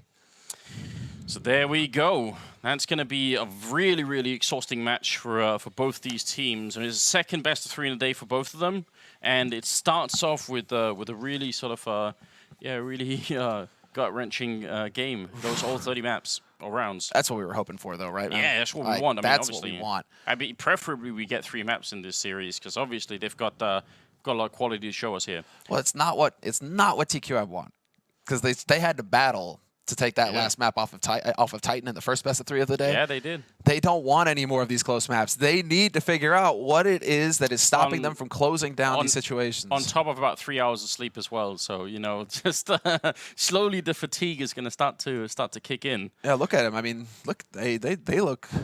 They look like people who have only had 3 hours of sleep. Maybe yeah, 2. They look stressed, a little red around the eyes. But not particularly pleased at all with this situation. And, well, I mean, you obviously can't be surprised by that. So you're down 0-1. First seed is on the line. And if you get first seed in the group, you go straight to the semifinals. So you're skipping tomorrow, basically, when the quarterfinals are going to get played out. You get a day of rest. You're going to be fresh, ready to go. More sleeping instead. I mean, it's a huge advantage, exactly, to be able to just go straight to the semis like that. So there is a lot on the line here. Absolutely helps. Well, we're going to go to a quick commercial break, and then we'll have this whole Mirage map broken down on the analyst panel. So stay with us, and we'll be right back. E-gaming bets. We accept bets on computer games online since 2011. Referral system for regular users and the first.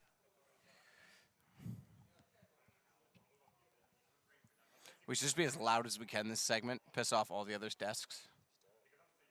Welcome back, everybody. It's been an absolute crazy match. Pinta? You try and wreck me, Henry.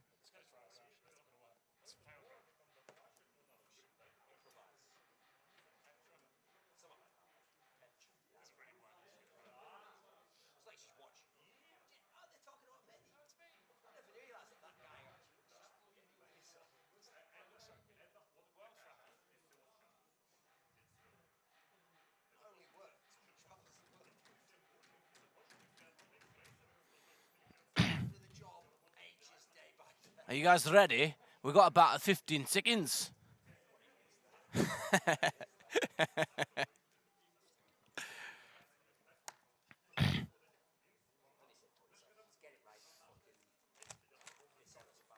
I'm sorry.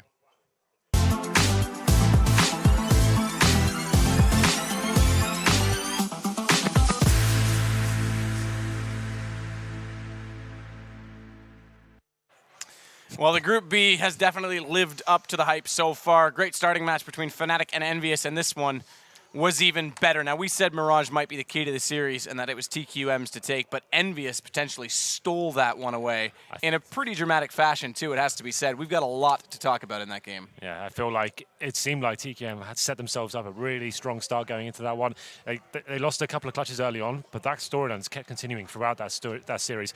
I don't think we really saw any ecos coming into that round as well, like that map, sorry. Like the fact that everyone was just force buying time and time again and actually making that successful. It was actually a really exciting series in that respect. And it really did deliver. I can't believe EnVyUS actually stole it. It seems like it was just TQM's from the beginning. Yeah, there was to back your point up, there was a force buy win, obviously, in the second round of the second half, which was TQM won the pistol. We thought the first half was quite convincing, even though it ended 9-6, and we were like, okay, this is good. TQM's got this. Then they got an eco win there. Then there was 3 back-to-back force buy wins in the middle of that half.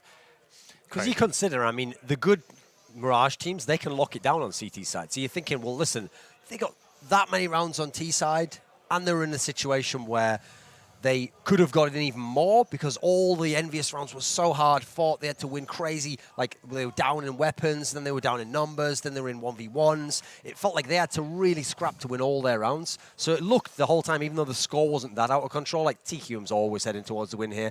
But you saw the team that wins the clutch rounds in that sort of a close game is going to come out on top. I think it was that's why they were able to do it. 6 clutch rounds, I think I counted in EnVyUS favors. I starting with, and this was one you highlighted, Henry, because let's think this is a 16-14 game. Every round counts. Sure. And it could. You were saying, like, it almost looked like TQM had an easy first half. Every time that NV won, they had to grind. Yeah. Round 6. They were on a force buy. If they lost that, they were staring at a potential double eco. Yeah, that was absolutely huge. I think it came down to NBK to finish off in the end. But yeah, that was just, there's so many rounds like that where they would have been absolutely wrecked for money. They force bought, and they would have been double eco anyway, but somehow they come back and win it and get themselves right back into the game. It was actually, I think you've got multiple notes on how many rounds we've got just to discuss like that. So yeah, just... I would say again, multiple notes. Multiple notes of multiple rounds of multiple plays. Yanko, I want to bring up a point with you. Round 7, which was obviously the one immediately after that potential double eco situation. Device has the bombs planted. Okay, that's the force buy this time for TQM. They've got a Tech 9. Device is inside connector. There's a smoke on it. They go for the hold defuse. Formerly, with the 35-second bomb timer, that was the only play they had. Device gets the kill. He waits. It happens at about the last second. Now, normally the tactic is you wait as long as possible so that if that first attempt fails, there's not enough time for a second one. Everyone else was still battling. They managed to still squeak it out in the last second because there's an extra 5 seconds. Do you agree or disagree with this whole new bomb timer situation?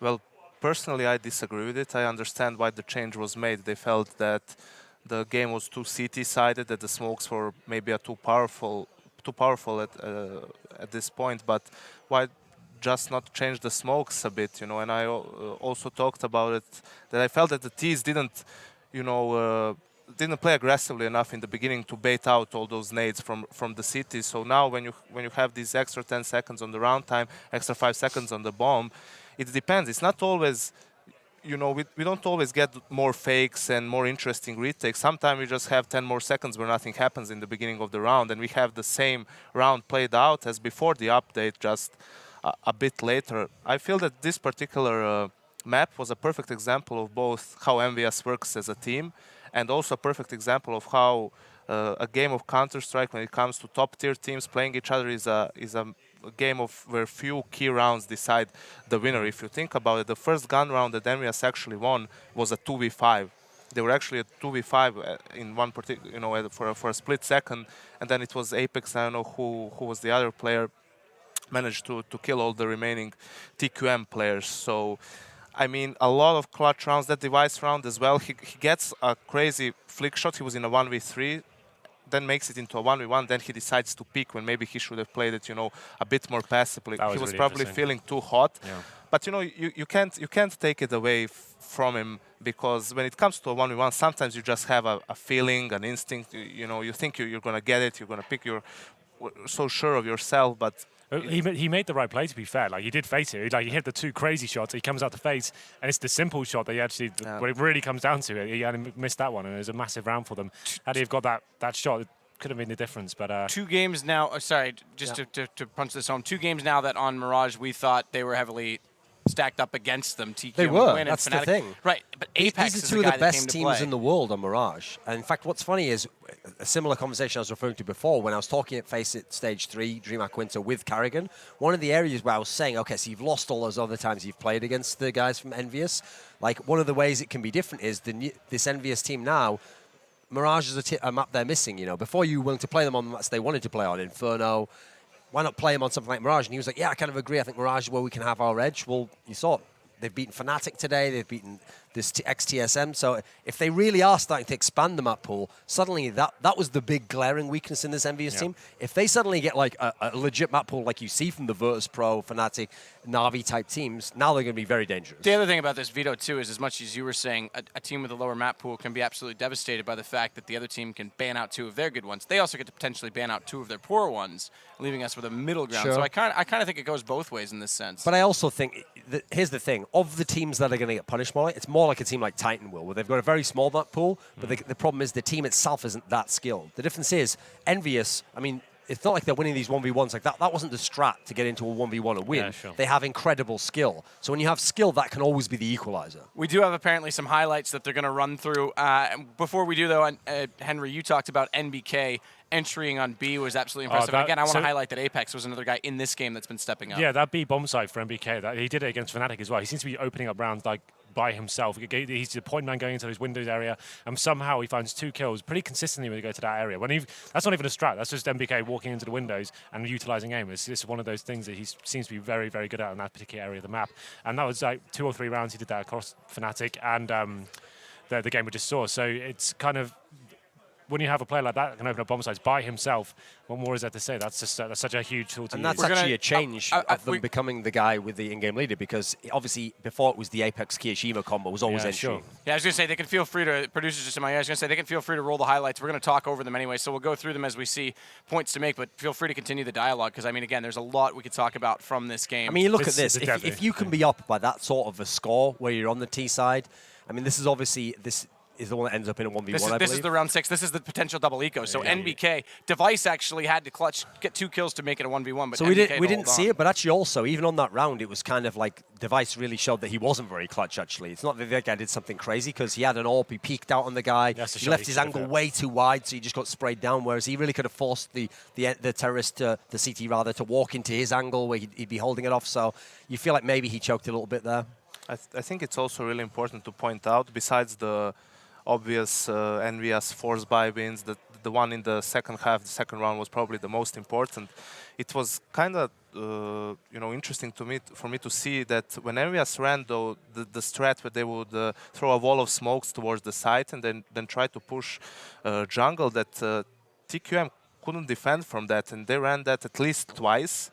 And what I noticed there was that I think it was kajunb who was on the balcony, on the porch of A-Apps, and he was there all by himself. He had no backup from his players. Other 2 A-side players, I think it was karrigan with the AWP in window, and the other A-side player was towards the stairs. So what's weird about that is, if you're going to commit a player so close to the either A-Apps or slopes, you usually have someone either baiting for him or being also close in the site so he can trade with him. When the EnVyUS executed their strat, kajunb was left there all by himself. Even if he would get 1 kill, he would just get traded. EnVyUS gets control of the site, and after that, yeah, we had those close clutch rounds, but the T's have an advantage after that point, because they can maybe even get some control of the site, push towards one side, and get some good crossfires going after that. So they had really big problems adjusting to that strat by EnVyUS, and in a game that ends 16-14, it's the small things that make the difference. There was one thing though that I noticed as well is, you saw, I mean, EnVyUS was down big time there on the side. You're supposed to win if you're the good team. They never got phased by it at all. You can tell they're not worried when they play this XTSM team. Like around on the CT side of QuestionMark that would tilt anyone else was that one where they got dupreeh all the way up the middle. And he was behind them as they came, and then cajunb flanked as well. Normally, if you're in a close game and that sort of round goes against you, that's going to put you off, tilt you a little bit, trigger you a little bit. Especially a force buy, again, that's another one of the force buy It never affected the EnVyUS guys, and they were never concerned that these sorts of rounds would cost them the game. And so you can see where the psychological component does play something in the matchup. And to emphasize that further, the round before, dupreeh also made a really quick flank through underpass. So it was twice in a row that was great. That actually worked out really well for them. The fact they had karrigan, it was a force buy. They had 1 rifle, 1 AWP. The rest of the guys on pistols. karrigan's towards the B apartments. dupreeh goes towards underpass. karrigan finds 2 sensational shots there towards the apartments. That's such a good play from him because dupreeh in the underpass then, all the attention to be focused towards that B apartment area. He comes in, double spray down, and another force buy. It seems like the force buys were prevalent throughout the game for both teams. Both found a lot of rounds there, so I don't think we can say either team ran away in that respect. And to seal the deal, Apex in round 28 too, when they were down against a force buy, he clutches it out with 3 men left alive. I think it was like a 4 versus 2. He gets 3 kills.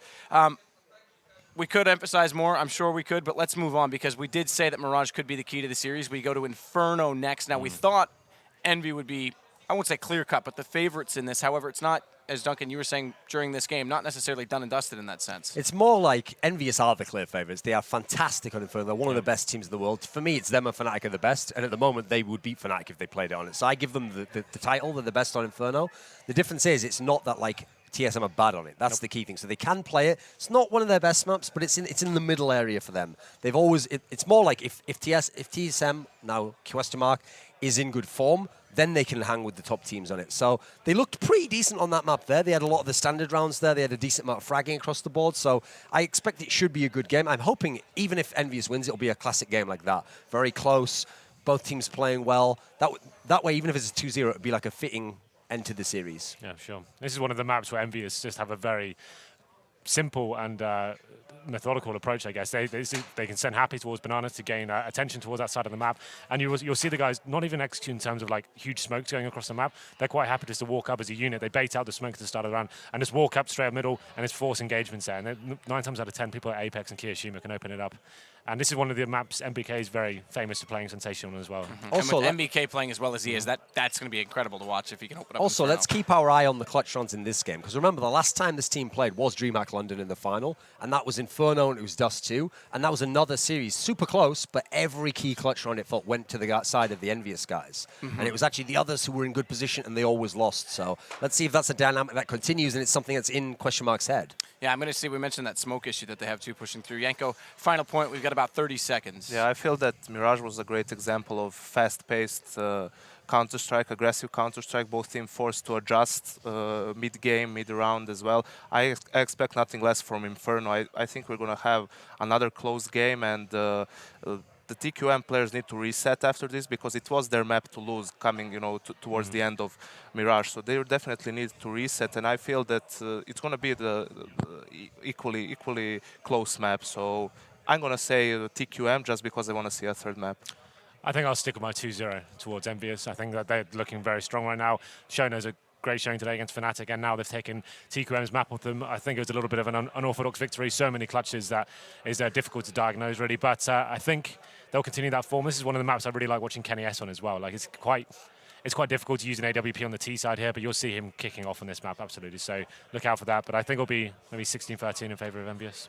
Yeah, I expect EnVyUS to win this. I think they are the best on Inferno at the moment. They obviously didn't skill-wise necessarily match up so much on the other map. They got the win anyway.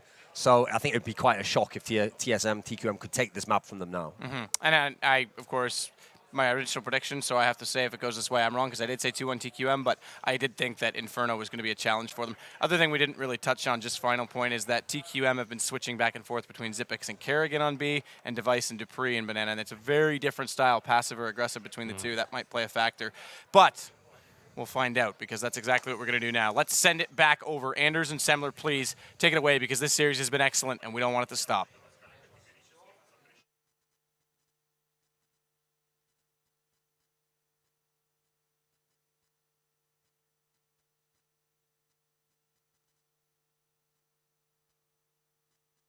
I think we're muted, Anders. There we go. I think we're muted. Someone muted the audio, but now we're good. Someone muted it? What? There's like 2 of us in here, bro, and it wasn't there were me. a bunch of people in here before, so it'll be fine. I promise you, it's a bunch of people.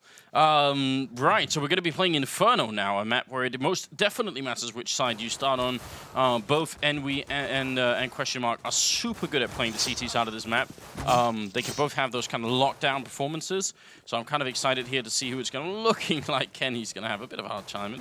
He could one-stab them in a row, feed themselves Congo line right into Kenny. It's definitely a plan. He's given himself a chance. He has given himself a chance to pull off this play. I mean, if they have to come in and hunt for him as well. This is the problem with watching knife rounds. It's just like, come on. Yeah, he tried. I think that was a brave effort. I kind of like that. But it seems like we should be having EnVy start off on the T side. They are an excellent T side Inferno team. They can always find a way. They're like that B rush, bum rush onto the site sort of play is just brutal. For me, I'm wondering now that NBK is calling if things are going to change up here, but the classic happy call for this map whenever EnVy are coming up short is to group up in the second mid, throw constellation of smokes towards Archway, and then just try and wrap around the A-bomb side. And it works so often, even when people know it's coming, because everybody knows those smokes. They're still like, yeah, still going to work anyway. So we'll see if the Danes still have it in them. I mean, what? Not a lot of sleep. Tough game the last map against Titan. They had to battle back to sort of overtake them and just win 16-14. Then they lose 16-14 on the first map here and go into playing in Inferno. You've got to wonder how much more energy they have if this goes into a really tough game. Well, you have to wonder if they're going to be able to dodge the usual trap, which is you are the team who should win the first map. You throw that away, 30 rounds, it's close, you fight tooth and nail, and then you can't get your head into the second map. You don't manage to recover from that first map where you keep thinking, we should have won that, we should have won that, why did it happen again, god damn it, but you never get to focus on the second map where the action is happening. And we've seen it happen time and time again. So that's the main trap that I'm looking at questionable right now, and they need to dodge it. They need to figure out, okay, the first map never happened. Now we're just going to 2-0 these guys, and that's it, right? Because we're dominant, we're the best. You know, that's all that's going to happen. That's the main trap that they have to figure out. You know, solution for right now is how to just get their heads in the game here for the second map, and that's what a championship-winning team does. Fnatic, EnVy, they've all been there, they've all done it. Now it's up to QuestionMark to show us that they're capable as well.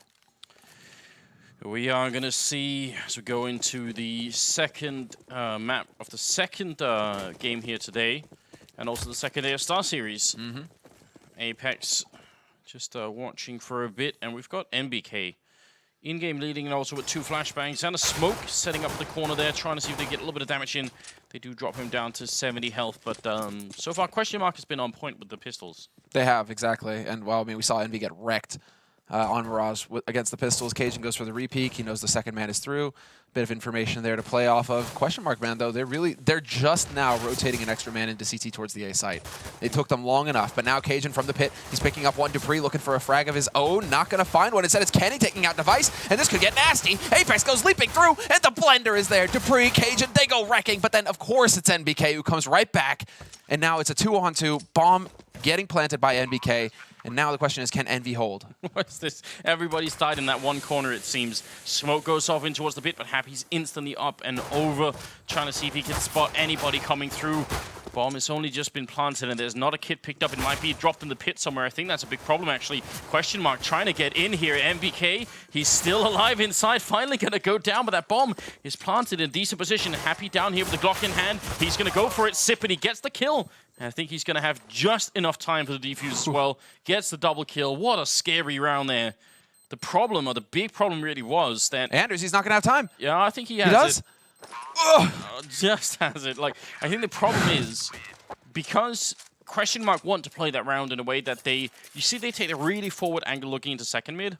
They pop off a shot. They fall back to the next corner. They pop off a shot. They keep falling back, but they don't kill anyone until they're actually on the site. They're practically in the pit. That's when the fight starts. And the Glocks, they have such a big advantage at that range. They've got more bullets, and you can just keep clicking. You don't have to do like slow tapping or anything. Just go wild with them. So that was a bit scary there for QuestionMark. Probably around that they should have lost, I think. Yeah. I agree. I'm quite surprised, actually, to see Happy. It's one of the rare times he loses a clutch situation because he decides to go for the burst, and point blank, somehow, basically, a bullet in each of the bursts missed because Zipnik survives with like 12 HP. An additional bullet would have done the trick. And somehow, well, it goes QuestionMark's way this time. And so EnVy not going to go for a force buy, interestingly enough. They just go for P250s, Deagle. They're going to be looking to get the rifles in the next round. Sometimes we do see EnVy, go for a force buy off of off of a bomb plant. They're so good with Tech 9s that they'll just go Tech 9 armor, get full nades, and then YOLO onto a site somewhere. And QuestionMark, they're playing as if that that's a risk that could actually happen here because they have, 2 rifles, but then they have 2 P90s, which could be good against a Tech 9 rush, and then a single, SMG, I guess like air quotes SMG on device with the UMP.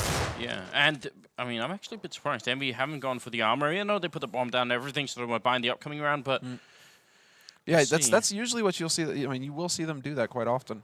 But they don't have a single smoke, so this is really going to be tough to get onto this site. It's all down to the headshots at this point. Well, device picking up a kill and then falling back to the B-bomb site where the rest of Envy are coming through. And this time, they are kind of running into the grinder there. karrigan picking up a good triple with the P90 and kind of around where you kind of want to Envy just pick up one kill just for the sake of it, like 1 or 2 just for the sake of it. But they couldn't really connect and yeah, that was it. But just for the fun of it, imagine if Device loses that fight in Archway. Then suddenly the people holding B now have to split there. I mean, that could have actually been like a fun scenario. Yeah, but then, you know, again, it's like those pistols, long range, Zipnix's position, like they were playing far back on the B side. I don't think it would have been like a huge thing. It would have just turned into a shooting gallery. But what's interesting here is that they decide to hold on to 3 SMGs, question mark. I mean, P90s are good, granted. I suppose just because the strategy is, you know, an aggressive take of banana, smoke at the bottom, then you can sit behind there. Behind that smoke. This brings back like old memories of like Existence doing the same thing. P90 right behind the smoke in banana. If you come through that smoke, P90 is going to Shrek you. So, you know, it is a viable strat. But they do decide to back off in the end, question mark. And they're playing fairly passively across the map at this point. Well, flash in for a bit of mid control here. Still very early in the round, so doesn't necessarily mean that they're going to try and go for an A hit. They could easily back it up. The only thing that might indicate that it will be is the 2 people in apartments there. We'll see if they're going to keep them around. If they go Arch, there's a good setup here with karrigan, P90 on 1, and then dupreeh, I think actually, yeah, no, sorry, karrigan 1. So they've got a bit of a crossfire here. Device, the other player, sorry, and is looking for the opening. Now they're wrapping into the A-bomb site. 50 seconds, and cajun looking for the shot. dupreeh's going to get the first one down in pit. Still playing is kajun, and he's looking for a little bit more. He's going to go down to Happy, though. Didn't get the timing quite right, and inside the bomb site, in a lot of trouble is Device, but he lands a headshot on 1. Apex will take him out, and now it's a 1-on-1. And the bomb is dropped in the open. This all comes down to reaction time here. Apex, he's not able to get close enough, but he turns away from the flash. No opportunity there. Zipnix, one interesting thing is he does have an incendiary, so he can use that to try and clear an angle. We'll see if he swaps to it now. See if he can't get one behind the boxes, but he's decided to play it safe in case Apex pushes him, in case Apex decides to go on the offense. Apex, however, thinking that it's going to wrap around short. He's still playing a safe position, but there we go. Into the back corner, and Apex hits the headshot. Zipnix not able to come through, and the first buy round will be a success for Envy. Even with just 1 man surviving, that's good enough. Yes, absolutely good enough, and it looked really confusing. I mean, I think kajun in that position, initially he just wants to stay safe, but he ends up not being able to help either his teammate coming in from library or the person playing inside the bomb site. And then if he could have at least won the fight against Happy, but when he doesn't do that, he actually doesn't do much at all. Yeah. So that was just a little bit confusing. QuestionMark still able to buy here, but not with a lot of smoke. So if Envy play this round slowly, then the Danes are going to be in a lot of trouble. Yeah, exactly. Just run down that clock, that's all. Yeah. I mean, this also plays into it. I mean, the round time change and everything, like you have more time to work with, so QuestionMark are going to feel the heat as far as the nades are concerned. And they are trying to hold on to them as long as possible at this point. Zipnix still got that smoke, but he's got it equipped right now. It's going to go out, so there's one of them. And now it's just a full A execute, it looks like. They're just trying to wrap onto this site so quickly here, Envy. Smoke's going down to block off library. They've successfully blocked off Arch as well, and they're going to charge right through their own smoke. dupreeh having to fall back to the site. Well, good shot from dupreeh, but Kenny with a really good follow-up on karrigan and dupreeh. There's too many targets there. kajun down in the pit. He can't help out. Zipnix coming up with a P90. And actually, kajun somehow picking up a kill. He's very low on health, and he should be going down in any second. And there's the shot. It's the UMP from NBK to pick it up. And Device, he's going to try and go for it. It seems he's actually moving in while Happy's up in apartments, and NBK is down in the bomb site here. I'm not sure if this is worth it for Device. Chances of him being able to do this is very, very low. Yeah, and look at how, I mean, NBK not even taking a really big risk. He's not committing to a fight. Literally, it's a small risk going for the shoulder peek. Device is fast enough to hit that shot, but Device decides to back off, play it safe, and the tables have turned here. Now it's actually Device who's having to back off and save the guns. What we saw in Mirage from Envy on CT side, where they were constantly going off to save rifles just because they knew it was just too tall a task to go for the retake. Now it's Device who's finding himself on that side. And just to point out, that strat that I sort of tried to intro with is exactly what they did. The smokes from second mid into archway, it's just classic Envy. They love doing it, and they win an enormous amount of round with this one strat. And what is strange about it is that on other maps, teams have figured out how to see the smokes and then play against it. And on Inferno, it seems like most teams don't. I mean, on a train, when you see the sort of wall of smoke strat coming into the A-bomb site, everybody knows how to play against that now. This has been going on for much longer than train has even been played. So you'd think at some point someone would try and come up with like a reasonable way of stratting against it. It all comes down to the subtle details at that point, right? I mean, karrigan decided to push through the arch smoke, and it's as simple as one guy hanging back, making sure that you catch that backstabber, and there you go, right? QuestionMark not able to get the risk to pay off. And well, now device, he's going to get smoked off. It's dupreeh here on the B site, who's not really going to be able to get too much done. He's got the P250, but he can't really find any damage. And it's going to be a free bomb plant here for EnVy on the B site. Happy, making sure that he holds off that rotation as long as possible here in mid. And he's just going to remain in Vincent. Well, AWP on device being saved from the previous round, and they just kind of need to continue to do that at this point. Round not really going to be too exciting here for QuestionMark. EnVy, on the other hand, not losing a single person just yet, and probably gonna well, they will extend their lead to 3-2 here. So very, very good start to the terror side of Inferno for them. You could see a little bit of a trap here for device if he wanted to try and camp that rifle that Happy just dropped. It seems like he wants to try and see if anybody's going to be wrapping onto that A site. But EnVy right now, they shouldn't be concerned by this. They've got, Kenny with an op, no problem. They've got 2 rifles picked up, and then NBK, he can even keep running with the UMP if he wants. It's not a bad SMG up close. Does the most armor pen out of all the SMGs, if I'm not mistaken. So this is, this is EnVy just getting off to a fantastic start in this first half. You'd think, okay, QuestionMark, right? They get the pistol. If they survive that first hump, they survive the pistol. EnVy don't go for a force buy. If they just survive the rifle buy, it's fantastic for the Danes. They're going to really be able to just take off. But now EnVy have really got them with their backs to the wall. QuestionMark now, if they lose this round right here, it's almost end game. It's just end of days kind of territory where EnVy are going to have so many rounds on T side. Yeah, it'll get really, really rough from them. No doubt about that. Then we're looking at like 6-2 or something like that before QuestionMark can realistically get back in with like really good buys. And again, it's so important on Inferno, especially with the increased round time. Like you really do need smokes and Molotovs and everything else. Sort of like a light buy that might have been okay on a different map. On Inferno, is going to punish you really hard unless you want to play a different game, which not many teams have tried. I mean, no one says you have to play this way on Inferno. It's just that everyone seems to do it. But maybe maybe try and just switch it up a bit.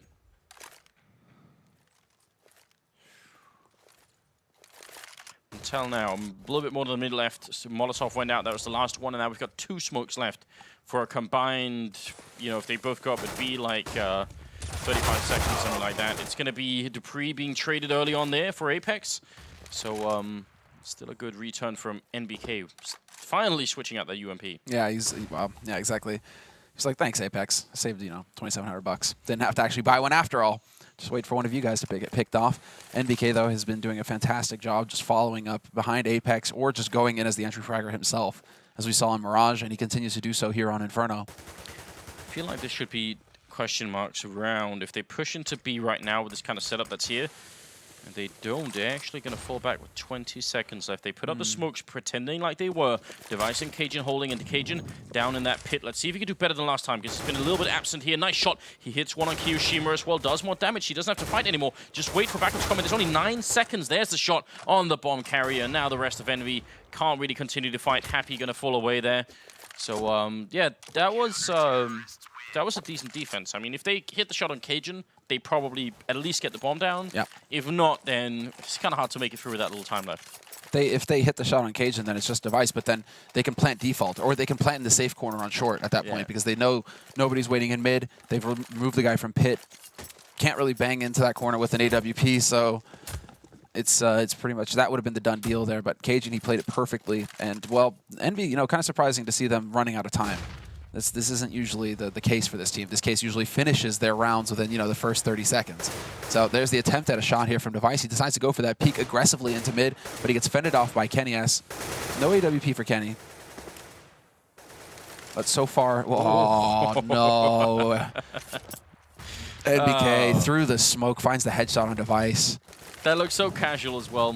Well, they're going to try and just make sure that the rifles here get as far away from EnVy as possible. dupreeh now holding a corner instead. That was actually hilarious. It's going to be the 7th round here, and good start obviously for EnVy. And QuestionMark, they won that last round, but they need more time to build up a real economy. They can't afford to take a loss right now. And EnVy with the men advantage looks like they're going to try and brute force this A bomb side once again. And why not? Oh, Apex, man. Apex just walking in there slowly, surprising. No flash, no nothing, just kind of, ambling in there, and he gets punished. So, I Interesting decision there made by him. They do decide to swap back to the rifle, though. dupreeh, he's dropped that AWP. He got, he got his kill out of it, and that's just fine. Now it is going to be the push straight up short this time. Envy trying to change it up, but cajun up on the balcony. He does get returned on very quickly, and Kenny with the double entry frag. He takes out cajun and dupreeh, 2 headshots, and just like that, it's becoming an almost impossible situation here for QuestionMark, unless they can get a kill very quickly. If they can find Kenny, who's low, take out NBK Happy, anybody, they need to get a kill immediately, but it's just not going to happen. Envy aren't going to be that generous. Back off, save the guns. Could you walk me through? I'm trying to like think of a reasonable sort of scenario in which it makes sense for cajun. I think he spent like maybe 11 bullets, something getting that first kill. Yeah. So he's still got plenty left, right? He's got 19 bullets left in that M4A4. Yeah. And then he pulls out a grenade. Now, the kill he gets is in the guy who's in the bomb site. Almost always when that push comes through, someone's going to be pushing apartments. Now, never mind that he got killed by another person coming in the quad, but once he pulls out the grenade, he's got to realize that there's a 80% chance that someone's going to be running in front of him instead. Like, I understand the logic that if he gets that grenade off, he can get into pit, get into a really good position, they'll be flashed, and it'll all be sort of cool, but the risk versus reward for doing that, if he had no bullets and the question was, do I reload or do I try and flash and buy time, then maybe, the flashbang makes sense. Mm-hmm. But I think that was a big slip-up. That if he hadn't done that, he could have, potentially got a second kill instead and taking the fight with Kenny. Yeah, taking the fight with Kenny. Yeah. I'm curious to see how he's going to change up how he's holding though, because like now he's given away that he likes to use pillar, and he's given away that he likes to be up on the balcony, and so those are 2 spots that Envy are going to make a mental check on when they try and push up short. Now they're just going to say, okay, check those spots. Cajun, nope, not there, right? Or if he's there, they're going to be pre-aiming. So this is turning into that mind game. Basically, that game within a game where cajun has to come up. Nice jump by Apex there, but yeah, where cajun has to come up with an interesting combination play. Holding still 3 on the A bomb site and 2 over at B. We got a little bit left here, but Envy is keeping that CT economy very, very low. Looks like the timing is now. Sip here by the fountain, missing a lot of shots early on. I think he thought they'd keep running. Now he's in a really awkward spot here. NBK gonna get the kill. Now returning only 1 person inside and carrying, and he can't do more than that. The Molotov here doing some damage to the device. In fact, he's got the the 5-7 out, and he's not gonna be able to connect here. So great entry coming in, and even Happy already out and hunting. Yeah, Happy knows. He knows, he hears the steps. He's like, peekaboo! And he doesn't get the... Okay, finally. He takes out dupreeh. Looked like he was going to miss it up there for a second. He does get caught by cajun, but still, that's confirmation for his teammates, and now they know, and Apex is never going to let cajun live. A little bit of spray control. Murderer, Apex! Let the last one live. Have mercy. He does. That was, I mean, so you could see that the flashes went in and everything, and Sip had like a timing in his head where he thought, they'll keep running, and I will just sort of spray right over this wall, and they all stopped right beforehand, so instead he just wasted a couple of bullets, and when they then kept pushing, he had actually taken a little bit less favorable angle, and everything just got a bit weird from there on out. He was like half a second off with everything there. His incendiary was late as well. They were already through into pool by the time that incendiary goes on. He actually did more damage to device with that incendiary than he did to Envy, I think. So, probably, yeah, probably. Little unfortunate how that planned out. Now we got the push. A nice headshot there onto NBK. That's going to ring his bells. Karrigan will be pleased with that P250. Zipnik's hoping to get lucky through the smoke. Not going to happen. He loses his teammate. And, well, Envy now back-to-back B-site pushes after attempting, the second round when they tried to YOLO in. It didn't work. They haven't really come back to the B-site since. Now they hit it twice in a row. And they're just putting QuestionMark on notice. They don't want to become too predictable. So the fact that now QuestionMark are going to have to start worrying about the B site as well as the A site, it's just going to keep QuestionMark honest. Not a lot that they could do right now. Device, knife in hand. Is he going to go for it? Oh. Yeah, if you could have found NBK, it would have been good, but doesn't quite work out. That's now 6-3. And Envy doubling the round score of QuestionMark, and they're off to a very, very strong start here on Inferno. This is going to be tough. I mean, this is the kind of start that QuestionMark had on the terrorist side of Mirage, and it's, and But on Inferno, it's even worse. I mean, I think Inferno, I would say, could be even more of a CT-sided map if you play it right. So, EnVyUS aren't a team that throw away leads like this.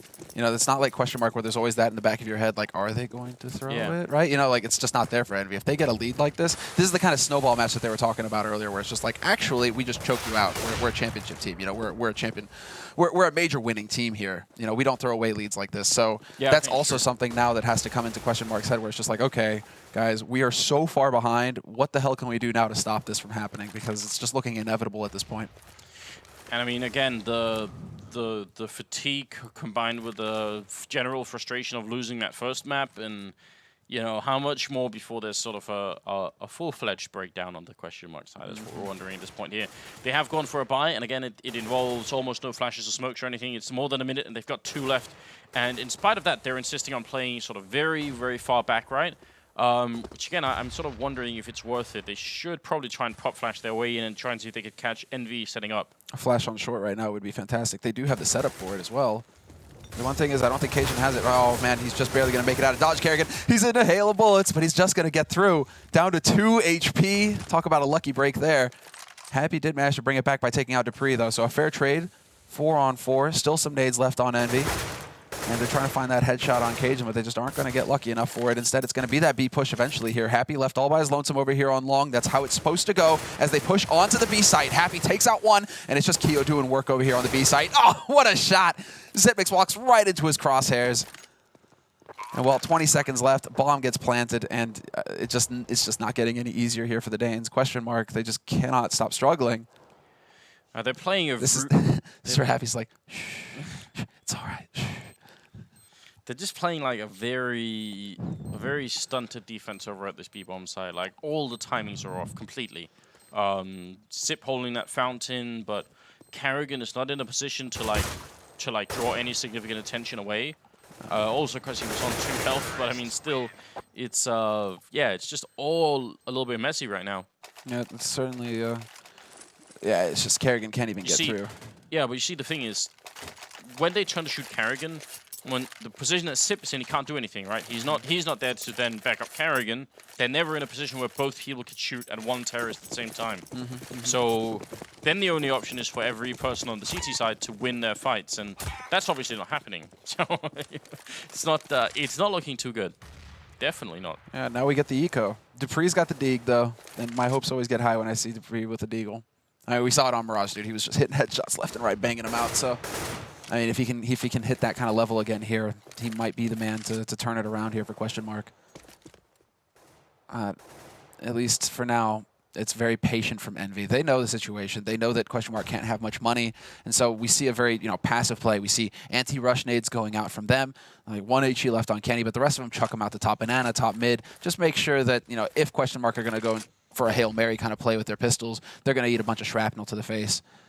And now, well, EnVy then just sit back and wait. So both teams playing this in a pretty solid way. They both have solid strategies when it comes to this anti-eco situation. Just a Cajun in the pit. And unlike previously when I've been a little bit critical here of his pit play, this time, don't think there's a lot that he can do. We can't really fault him for not defending against 5 people to 5-7. That'd be impressive if he did, though. Gonna get the first kill in. Some good damage, actually. This time, I mean, admirable effort put in by Cajun. Yeah, and, well, Kio gets to be the lurker this time. So he gets to hang out bottom mid, farm up a couple frags, karrigan. What's up, bro? Want to say hi? Say hello to my little friend. And now it's the AK. If he'd have done that with the Tech 9, it would have been good, but okay, never mind. Device been found as well. Let's try to see if he can make it out. 8 and 3 to sum up. Yeah, right.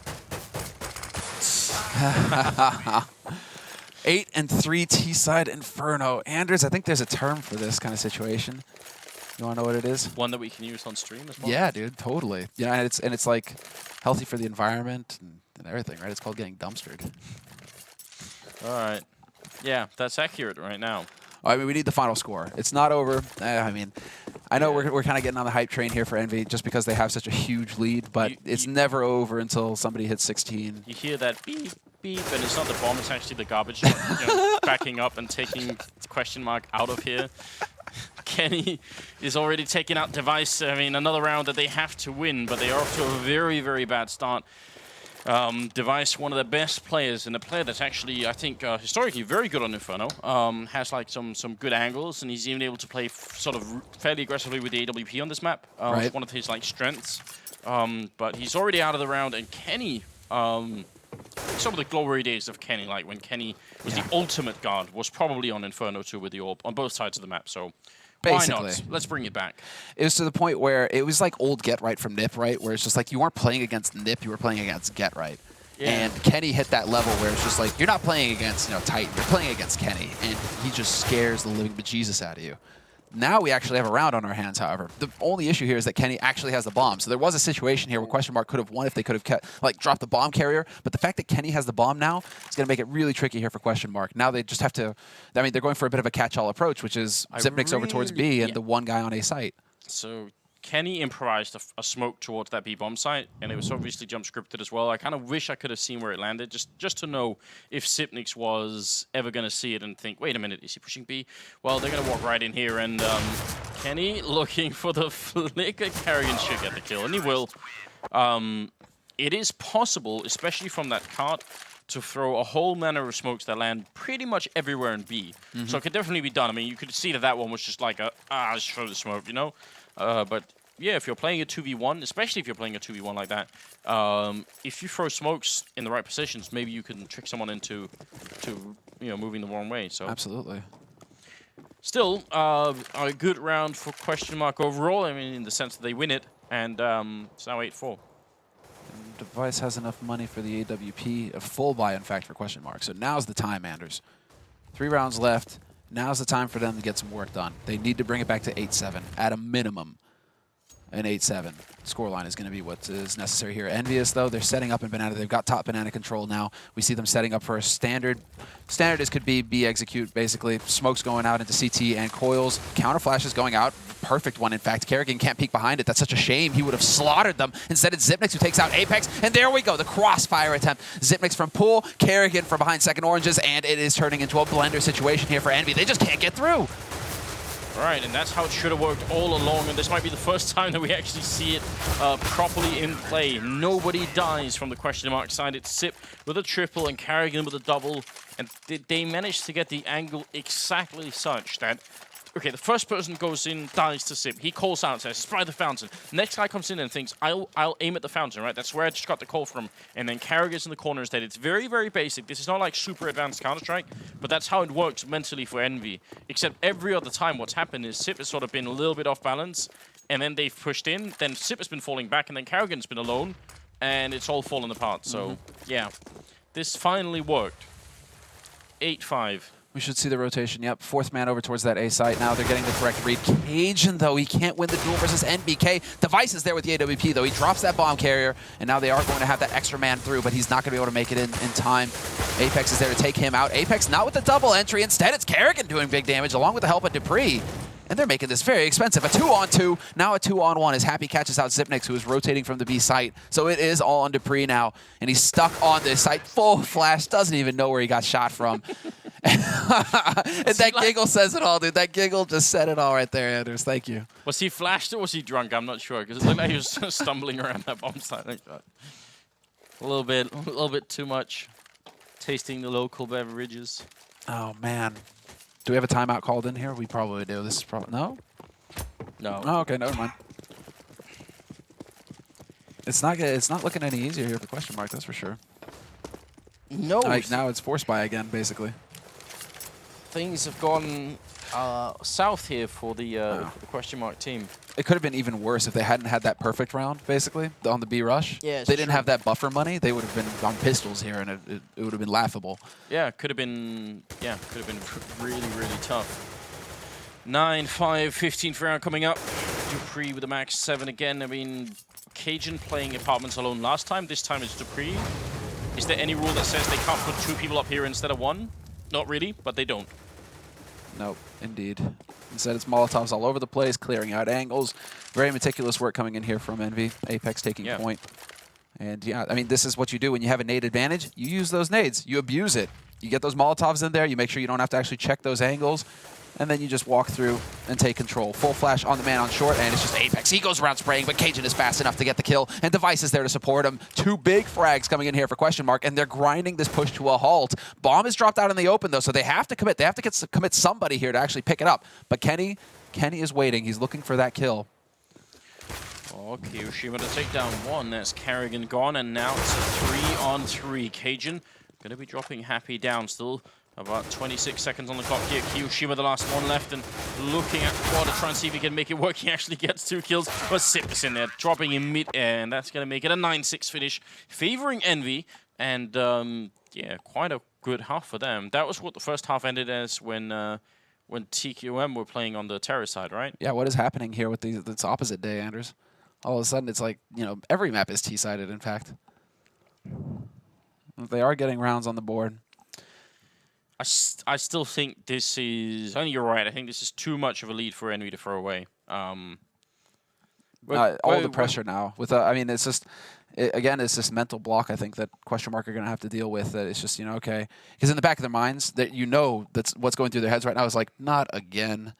Not again. How is this happening again? How are we doing this? Why can't we just win a game? Why can't we just, you know, close it out? Why can't we be the ones winning the 30th round? You know, that sort of situation. And so it's just an intense pressure on these guys right now to come through. They don't exactly have a fantastic scoreline to bounce back from either. But let's see. Second half begins. Envy starting with 9. If they win the pistol, Kenny has it right. Device is better, more swag. Damn straight, Kenny. Well, if you've been listening, you might have picked up on the fact that we're calling him Device as well. We don't care about the players' wishes. Yeah. It's not what we're getting paid for here, man. No, but seriously, it's been like 3 years. We can't change this. Happy, trying for a little bit of a dodge there. It's going to fall back into the pit. This is a very dangerous position. He's got NBK. Oh my god, NBK! What are you doing? 2 headshots and looking for more. Still alive, dodging back and forth, trying to see if he can get the shot. There's a 3rd headshot coming through. And he's getting a chance to reload here. Apex is gone, Happy's gone, and NBK quad headshot in the pistol round. A message has been sent, and if it weren't because they were dead, it definitely would be heard on the other side too. Yeah, they're going to have to row it across the river Styx at this point, man. I mean, they'll get there eventually, but I think NBK made it pretty clear. Yeah. I mean, that's... Sipnik's calling for a pause, saying it's a technical problem. I mean, it's hard to see with the tears just rolling out of your eyes. I mean, you gotta take a moment to just compose yourself. That's such a brutal way to start. Wait a second. How many times is his PC going to crash? A lot, apparently. I actually am not a big fan of the way that Happy's falling back in that position. I think it's really dangerous to stand in that corner because you got so little movement. But, you know, when NBK had to back you up, it's going to be fine, obviously.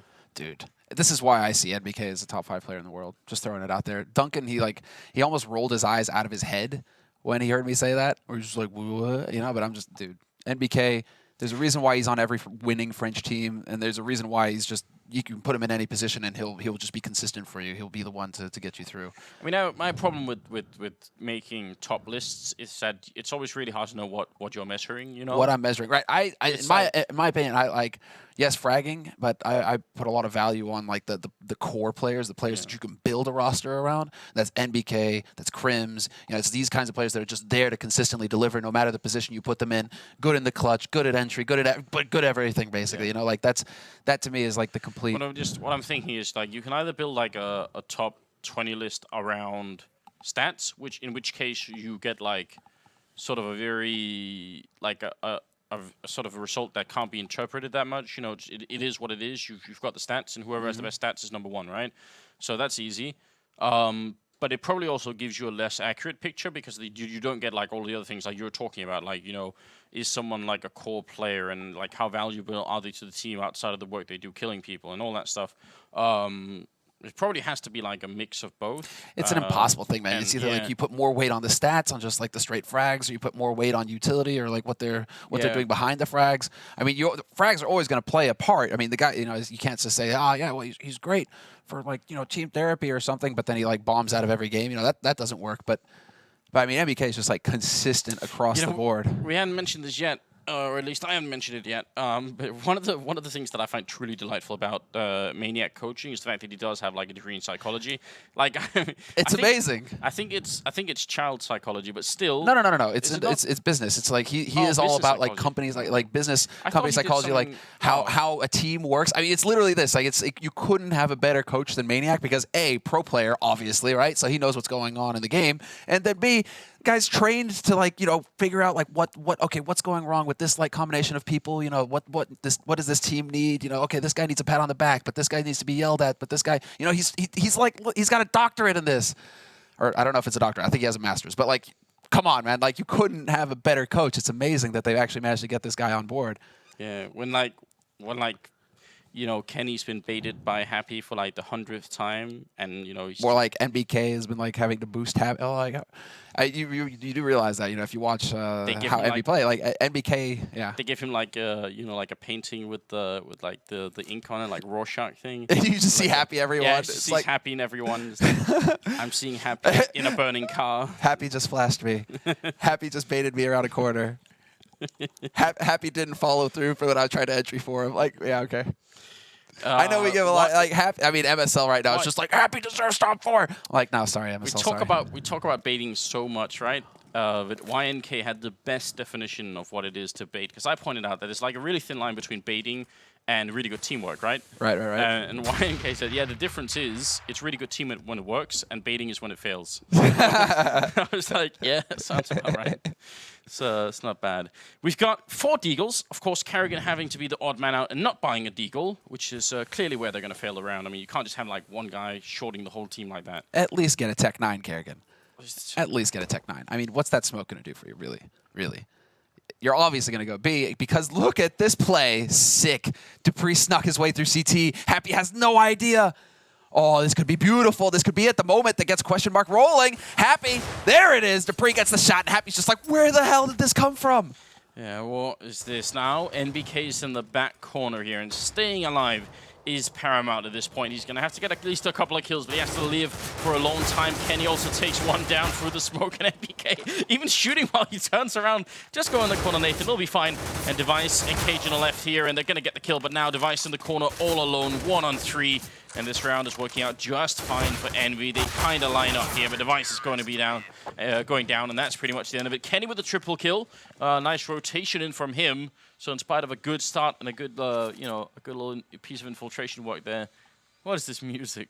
Samna, what are they doing? It's like this new industrial funk stuff. It's like music, and then there's a band song going on in the background. Like, yeah, guys, they're currently building the stadium right now. It looks sick. You guys are all going to see it tomorrow, but it really does look awesome in here. Can't wait to see. Testing the audio. Yeah, testing the audio. Yeah, good times. Industrial funk. A genre of music yet to be invented, which hopefully never will be. I mean, some people play the musical saw. Now we're in the modern age. We don't use bows and saws anymore. No. Electricity, man, power. How many RPM you get out of that saw? That's what's up. Oh well, dupreeh also getting quite a good value out of that P250. $300. Hey, what's up, Kenny? Thanks for the M4. And now once again he sneaks into the back line. Well, a little bit awkward, but 6-11. I don't know. I mean, it's these kind of rounds, this one and the last one, that QuestionMark need to win in order to even stand any chance of beating Envy here. It's going to have to be a slight miracle for them to bring it back. dupreeh, well, he's doing a pretty good job right now with the double kill. Q down in the pit. The backup is coming in. Device taking that kill. dupreeh going to go down happy. He can't really stop the bomb plant. He's also being distracted a bit by all the bullets landing in the side of his face. And NBK, well, he's alone in a 1-on-3, and he's just got a pistol here, so might as well try and go for it, I suppose. SMH, Anders. I have no idea how you go for a force buy with Deegs, Kevlar, nades, the whole kit and caboodle, and then you hard eco and win. Sometimes. Yeah, I can't explain it either, but I mean, it's again. Well, they've clearly identified a big lack here in the EnVyUS defense, which is this lack of attention paid to Arch. Like this long Arch area. That's twice now that dupreeh's managed to sneak through completely undetected. So you know, as we come to this realization, StarSeries, cue the epic music, Yeah. that the defense has been cracked. dupreeh has made it through, and he is the key to QuestionMark coming back in this match. Yes, ladies and gentlemen, this is the moment the Danes have all been waiting for. We're going to go into a hard eco win. I really hope people can hear the epic I do music too, in the really, background. because otherwise I'm just making an ass out of myself. I mean, I usually do that pretty well, regardless of music or not, but, you know. I'll smoke on to the top mid here. It's a Nova shotgun on kioShiMa, and ultimately, whenever someone finds Nova shotgun, I always kind of wish they win, just because it's so much fun, isn't it? But it's only a 4-round lead here for Envy. A lot of fire up there, and NBK, I mean, he gets dropped very low. kioShiMa's here. One. Oh, he's not going to get the second one. dupreeh was there right behind with the AK. Still sends a message, doesn't it? Apex is going to win the fight in the middle against karrigan, but instead of falling back, he sort of runs right in and gets down by device, and now the bomb is going to be planted in that A-bomb side in a couple of seconds if they can just make it off the balcony. NBK very low on health from that early Molotov and trying to stay alive in the middle. Yeah, he's going to be frustrated about that for sure. If he had just a little bit more HP, he might have been able to challenge there, get something done. Instead, it's QuestionMark succeeding in getting a bomb plant here on the A site, and they are going to be wrapping around through quad, through short here, Envy. NBK leading the way. He's low on HP. He's going to get that info. Now they know. Graveyard, one man playing from here, but it's just not going to be enough. I mean, they need to hit the headshots immediately, and they aren't able to get that key kill. If they could get the guy in Graveyard, maybe they commit, Envy. But now it just makes more sense to back off, hold on to their guns. And, well, they might get a parting shot. Yeah, nicely done there by Happy. Good lurk up in apartments. He's able to pick off one of those players. And a second one from Kenny. If Happy survives this round, this is huge. And he will. Wow, wow. They actually make this so expensive for QuestionMark. If 3 players live for QuestionMark, that's perfectly fine. But now it's pretty much a force buy for across the board for these guys. It also, I mean, in some sort of like, almost sort of like torturous way here, it also means the Danish team never get like any chance to celebrate, right? Even when they're winning, they have to be like, I guess we won the round, guys. You know, everyone's dead. Maybe that's the key, though, Anders, right? You know, maybe that's the key. Is that as soon as you start believing you're going to win, then it's impossible, right? You're like, hey, guys, this could actually happen. And then you start taking it seriously, and you lose. If QuestionMark keep thinking, nah, man, we can't do this, you know? The garbage, the dumpster, it's our home. We can't leave our home. It's scary out there in the real world winning tournaments. Nah, man, nah, we're gonna stay here. You know, if they keep thinking like that, then QuestionMark, maybe they can actually do this and we can get map 3. kioShiMa has an auto shotgun, and I'm still a big fan of it. I say go for it. It's now 11-8, and we're in the 20th round here. Second map, first one went to Envy in a very, very tight game. 16-14 went all 30 maps, and this one has the making of a game that could be, because if Envy never get their economy up and rolling, if they keep making these buys, they're certainly allowing QuestionMark to get a little bit closer, right? That's the one thing. They did that a lot on the CT side of Mirage as well, and we were sort of criticizing them a little bit for that. We'll see if they continue to do it here. You know what's better than a pump-action shotgun, though, Anders? Tell me. It's an auto-shotty, baby. Yeah. That's right. Kio's like, well, I got 1 kill last time. If I didn't have to reload, I could have got 2. Well, guess what? Come through apartments. Oh, no. Zipnix, what are you doing? That's not part of the plan. Apex, though, he's not going to make it out alive. Again, Apex, just the one. But then dupreeh, good positioning here from QuestionMark there. I mean, they're getting these trade frags. Apex is doing the best that he can, but then, boom, there's always somebody there from QuestionMark to take him right back. Maintain the advantage here for the Danes. And so this has got to be the moment where Envy are like, okay, fine. We'll eco, you know? Stop it while you're ahead, Envy. Happy, still doing a good job of just getting the exit kills here, allowing NBK potentially to go and pick up a rifle as well. So, yeah, it looks like they'll both be making it out just fine. So, 11-9 and 2 members of Envy surviving with rifles. This worries me, Anders. They're just close enough to go for another force buy. If they save 2 rifles, they're going for the force. They're gonna do it, dude. Yeah, of course they will. I would even be like slightly surprised if they didn't at this point, just because. Oh no, we have like the slow. Look at this dramatic pause. The making us wait. Is it gonna happen? Is it? No. Wait, no. Restraint? Envy, are you feel? Somebody go take their temperature. Tactical pause. Oh yeah, we got a tactical pause coming out. Okay. So Envy, we can see, yeah, state of their money. They're just going to, okay, cool. So they are going for a quasi-buy. They're going to play off the 2 AKs and then just invest maybe, Kevlar, a couple flashes, something like that, just basically to even the money out and get a full buy in the next round. Perhaps Kenny getting that up. That would be nice.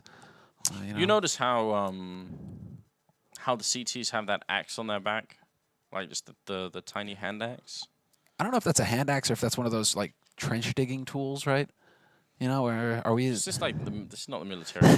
Well, you know, what's fun is well, what's fun? I mean, what's absolutely horrible is like World War I stuff like that trench. You know, where they just turned those spades, sharpened the edge, and turned it into a battle axe, basically.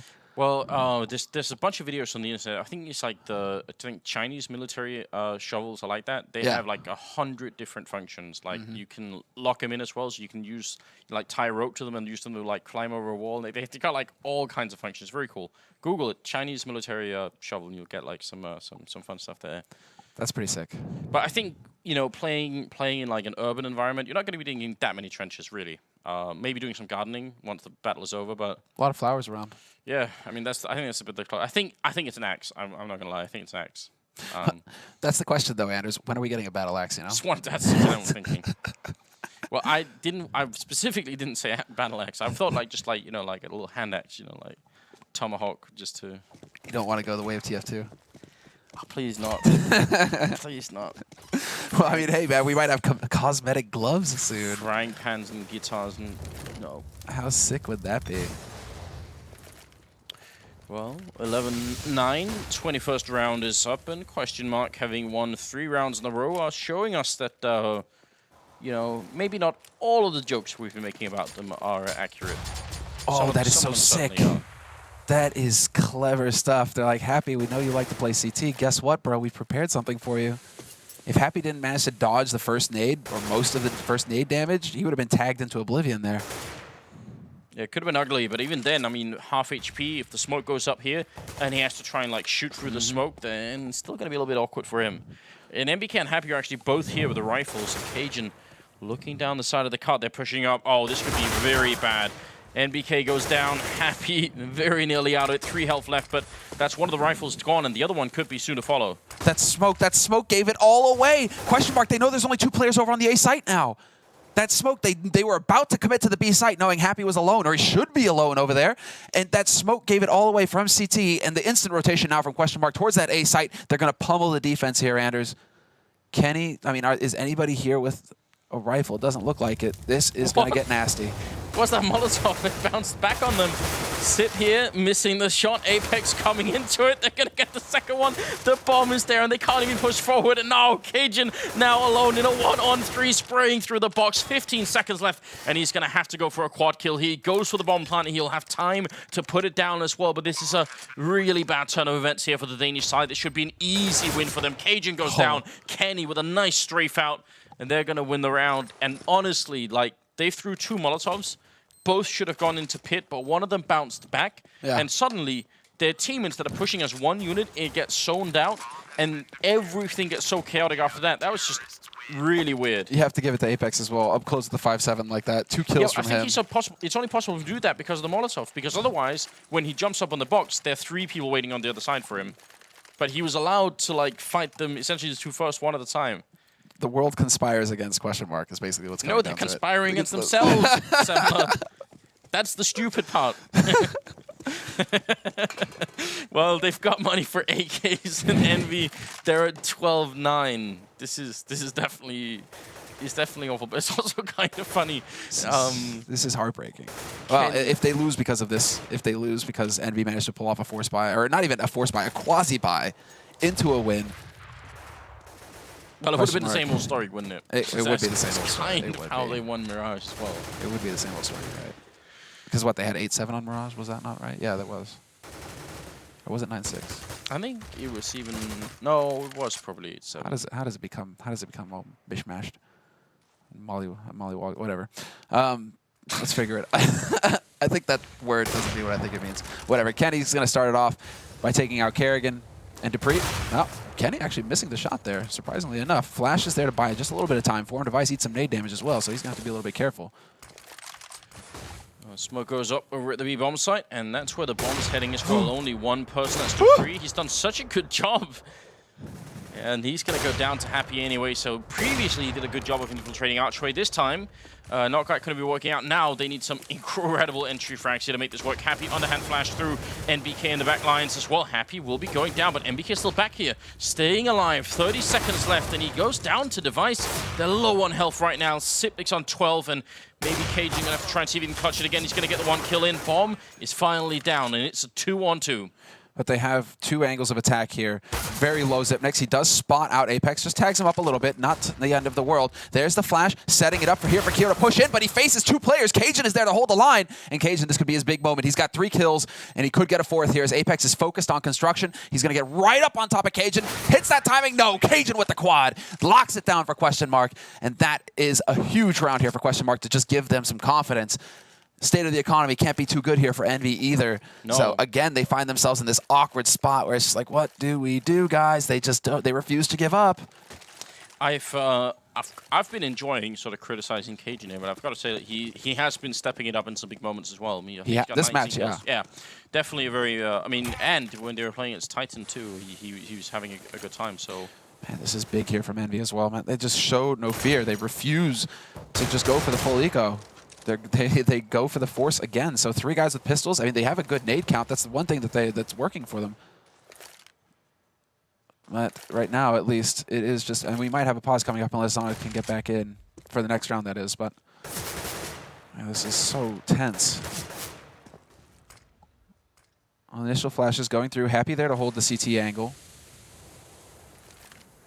And you have to admire the QuestionMark as well. Like the fact that Happy was there to stop dupreeh. dupreeh communicates that instantly to his teammates, who then just instantly push onto the B side because they know it's usually Happy over there holding on the B side. If he's not there, it means there's one guy left. Yeah. And so they just pounce on that information. That was really well done there by QuestionMark. You have to give them that. They showed no fear. They went straight onto the site based off the info that dupreeh gave to them. That's the kind of play that they really need to go for. Like just, okay, have that confidence to react instantly off the information given. No hesitation. Oh, Kenny with the deagle, and this is a very good angle. He's not aiming straight up against the wall. He's a little bit out, but he ducked right under dupreeh. If he hadn't ducked, he probably would have been shot in the face. That chicken ate a grenade in the meantime, and now kioShiMa flashing himself in, close with the 5-7, not going to make it work. Apex with a nice headshot, but it's just nowhere near enough here. The bomb side is lost, and I don't know, Happy should probably save this rifle, and NBK maybe even the armor. Yeah. I'm thinking the same. Although NBK is, look at this. This is a little awkward. Peekaboo. NBK actually gets that kill. Oh, he needs that shot. He gets the headshot on Device. Double headshot. Oh, now he has an AK, and now Envy are just like, well, do we go for this or not, actually? Hold on. I think if they had a kit and they were just like a little bit closer, maybe they would have thought about it, but that lack of a kit makes it very tricky. But still, it's the damage being pushed up. We talked about this before, and Happy picking up another kill. Sipnik's taking a fight, and initially coming out with a headshot there. So, yeah, he's going to survive, and so will NBK, obviously. But again, this is demoralizing. They're playing a 2-on-4, and only one person survives, even if they win the round. I mean, yeah, the number of times that they've just died as a team, nearly the whole team getting wiped out. It is very, I mean, it's cause for concern. And yeah, so that's how NBK just like snuck by. As Cajun got to the bench, he just sneaks in, and yeah, we are pretty sure. So funny as well, isn't it?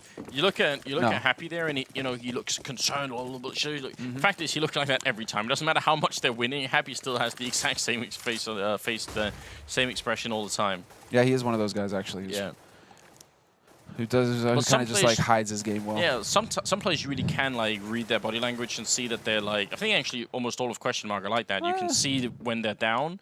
But Happy's perpetually like that. Somebody's going to make one of those pictures where it's just like, all the different emotions, and it's just like one picture the entire way through. Like, happy, excited, sad, depressed. Yeah. Well, he does play poker, doesn't he, as well? Or is that only NBK? No, that's NBK, who's like the poker maniac. I thought maybe Happy plays roulette, dude. Roulette, all right. Kind of explains a lot. It actually does. Kenny playing on the corner of Little Pit and looking for an opening here. This time it's not a deagle, but a P250 instead. Just walk in and do a little bit of damage to karrigan, but they seem to be wrapping around this A bomb site. There is a stack of 4 people here, and they don't even have armor on the NV side. It's going to be a quick death for kioShiMa. Apex to follow. Happy coming in with a C said. He only gets 1, so swift movement, good coordination from QuestionMark, and Envy not really being allowed to get any early shots in either. So NBK So with the AK here, bottom of mid, and looking for some sort of damage. Yeah, now he's stuck. He has to stand his ground. They're going to be able to buy again in this round here, so it's not the end of the world. And now I think we're going to have the tactical pause coming out from Envy. They haven't used it yet. No, because it was a technical thing first time around, right? Yeah. I haven't used it yet. 20 kills on Apex, 20 on Cajun. I think Envy also might be getting even here with QuestionMark, where it's just like QuestionMark keep taking pauses, right? You know, oh, the guy's PC. Yeah. Just to mess with him just a little bit. Game is tied, Semler. I know it is, Anders. It's 12-12. If I was just joining now, just forgetting about the history of what they've played so far, and someone tell me who's in the lead right now, I'd still say Envy. You know, I would as well. I would as well. But they need to start hitting some shots here. They need to start locking down these sites. And now they have a buy. They're limited on the nades though, which is not going to help. So that's one of the main issues. Now there's the banana control from QuestionMark. Get to the top. Smoke goes down. That comes in from short though, so they should still both have the smokes on the B site. Yes, they do. So they'll be able to buy a little bit more time in. And QuestionMark, they realize that as well. Okay, that smoke came in from the other side of the map. So now we could perhaps start rotating over there, apply some pressure, try and force out some more nades. But so far, so good as far as QuestionMark are concerned. They've gotten control of one side of the map. Now they need to start focusing on the other. And they do have Zipnix making his way towards apartments with the help of dupreeh as well. The read right now for Envy, and you got to wonder if they want to push behind this because they're bringing in 3 people. They've tried this once before when they only had 2 AKs and it failed quite badly. This time, the spray transfer from the device almost able to drop Happy as well, but Kenny picking up a kill on dupreeh means Envy still come out on top. Now, the question is, if they push A right now, could they kill the guy in pit and actually get this bomb down over it? Oh, Kenny's going to ruin him. There it is. They were not expecting him to have changed up. What was that shot from kioShiMa? Oh, when he drops down and just annihilates him on short. Fast kill, but Kenny, that was a sick play from him. He wraps all the way back around, catches him in the back, and QuestionMark, they had no idea where to look. 13-12 as well, and the money, well, for both teams, very, very poor at the moment. So you win this round, you don't quite win the game, but it's not really far off either. It's going to bring you into a really close position. Kenny's still playing very defensively, and we talked about, like, you know, vintage Kenny on this map. I mean, he's playing way more defensively than he normally would, right? So maybe not quite the confidence they would have normally had to sort of go ham. It's been a long time. I mean, basically since the scope nerf, really. I mean, it's just like since Kenny used to just go charging into apartments, peak second mid, you never knew where Kenny was going to be. It's like similar to JW. They had similar styles on this map where they were just insane. They line up for kioShiMa, but this time he's not able to go for the big play. Only going to pick up the first. Flash going out, and that's going to have to force, well, Kenny to fall back. And he might be walking right into karrigan's welcome arms, but NBK is there to greet him. So they do manage to dodge that bullet. 3-on-3 retake here of the A site. Smoke went down fairly early as well, so they could take a little bit of pressure here on long, but instead they're going to get wrecked by device unless they check apartments.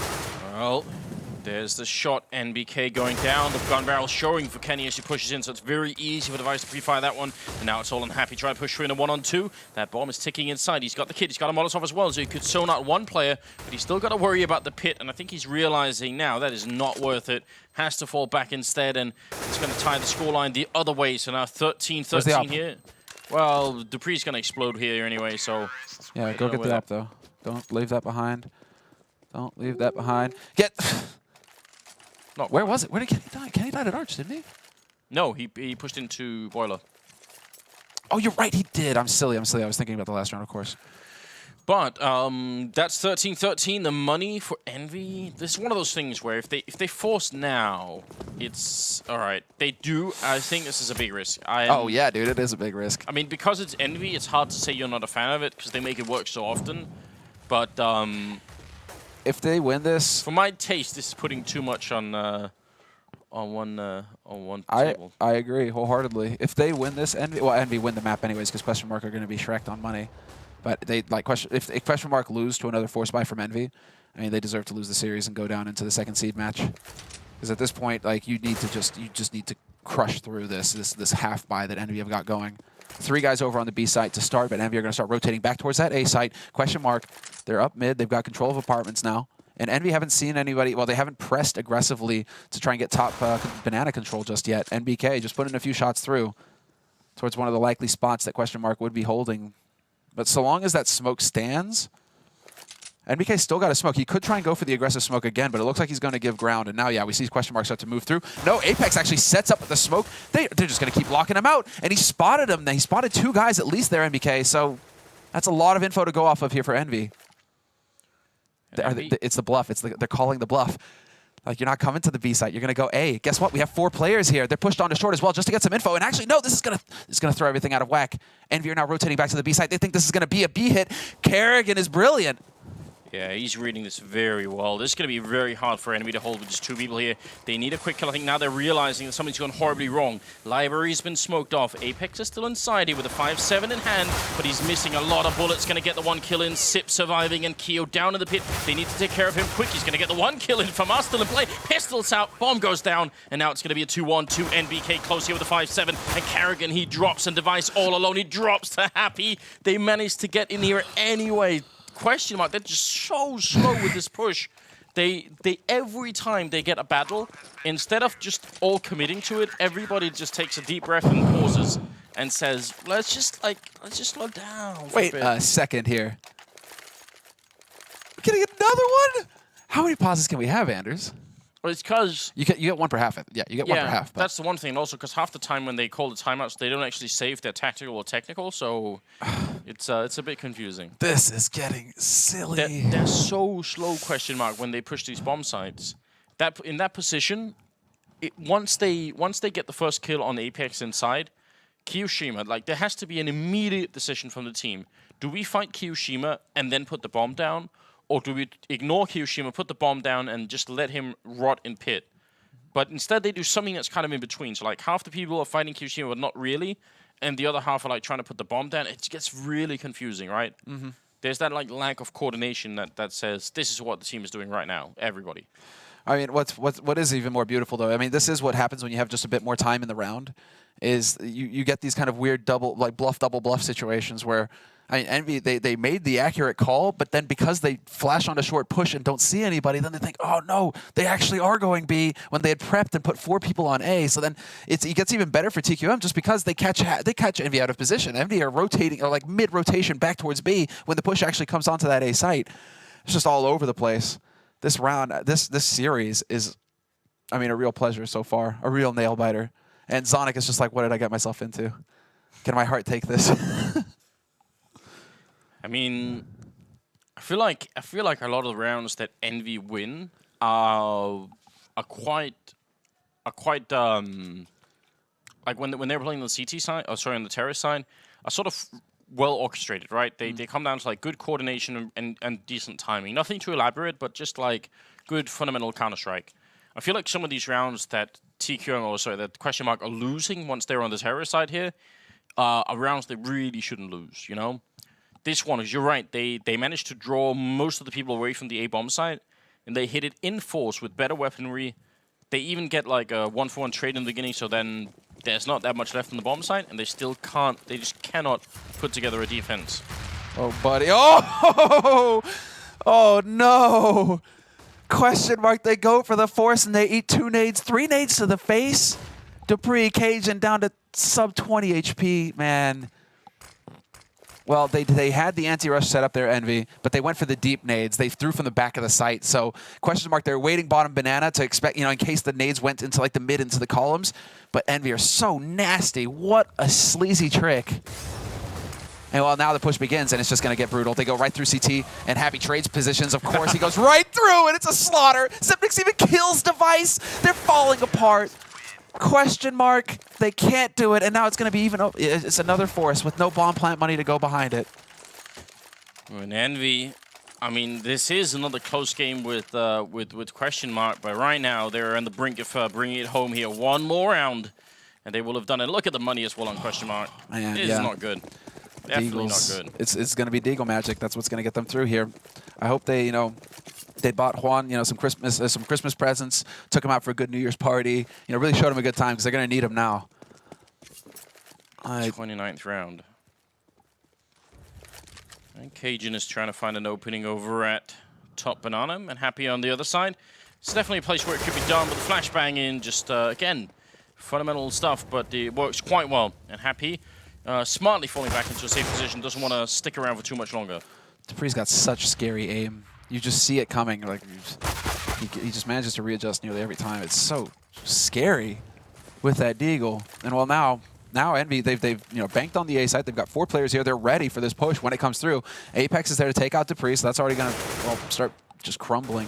QuestionMark, they're going to start just feeling the pressure here. One man in Boiler spots out Apex again on short. Now Kenny's going to go hunting for him. Device does catch NBK, and they need to be careful, Envy. They cannot throw this situation away by getting too greedy, by trying to close it out. Let QuestionMark hang themselves, and it gets even worse because now QuestionMark are up on the B side. NBK was holding solo. Yeah, and Sipix, as long as he stays alive back here, if he's a little bit too aggressive, and Happy will take him out, and that means they can focus on it. I really wish Sip would have held really far back then. Kenny moving close. Is he going to check the corner? He will, and takes down karrigan. Device left alone. 4 people to kill. Otherwise, Envy are going to take the map, but they will. 2-0 QuestionMark here. 16-13 on one, 16-14 on the other. 2 very close games. But it's Envy who walk away with the victory. It's incredible. A 2-0 win. Envy move on to the semifinals. They skip tomorrow. They're going to go straight on to, well, the before last day, obviously. And once again, TQM, they can't keep it together. I would say a lot more mistakes on the QuestionMark side than we normally see from them. Like, a lot more. It's just this mental battle that they're going through, Anders, right now. Like, this internal struggle every single time now. It's almost like it was before. It's almost as bad where it's just like, wow, where they just couldn't get over the hump, right? And then they got over the hump and they started winning, but now they're just starting to fall back into it again where it's just like, they get ahead and they aren't able to close it. And it's this curse that they're having to deal with. I mean, they need to find a shaman or something and, I don't know, sacrifice a console. I don't know what you need to do at this point to break it. Something definitely has to change. There's no doubt about it. Because I don't know if it's a good night's sleep or if it's something else. But definitely it's got to change, and preferably before tomorrow, because otherwise it's going to get rough in that arena. Well, Group B is the group of death as well. It's probably one of the biggest group of death we've almost ever had in CSGO. I mean, what, you've got 3 out of the top 4 in the world just chilling in one group. It's true. They've got Fnatic waiting for them. Like, worst case, it's Fnatic. Best case, it's Titan, and they get a rematch. I think that would be something that the Danes would prefer right now. I mean, it used to be that they were alright with playing Fnatic, but I'm not sure anymore. I don't think anybody wants to play Fnatic, honestly. No, apart from Envy. I mean, Envy just wrecked Fnatic earlier today. So yeah, but even then, I mean, I still think that if there's a rematch of that, I wouldn't take those results with too seriously. Like, transferring results from one day to the next is the biggest mistake you could do when it comes to betting and stuff like that. So, well, I think we are just about ready with the analyst desk. I look forward to seeing this one because, I mean, 2 close games. It wasn't that bad. Could have been great with a 3rd map. We'll go to a break and then we'll be back with Maniac and the rest. No, not Maniac. Maniac is coaching, man. He's Maniac is coaching. So it's going to be the other analyst. It could be both plays. We could hear exactly what they want. Apparently, that's what he was doing when it was the Fnatic Envy match. Is he would be on the analyst desk and then he would run down and coach and then he'd run back up to be on the analyst desk. So I don't think he was doing it that this time, though. I think we'll he was. Say the kiss to the rest of the boys, obviously, on the desk, so take it away. E-gaming bets. We accept bets on computer games online since 2011. Referral system for regular users and the first deposit bonus. Gaming devices store and the best choice of payment systems. Dota 2 and Hearthstone, Counter-Strike and StarCraft, World of Tanks and League of Legends. EGB.com. You know for sure who's going to win.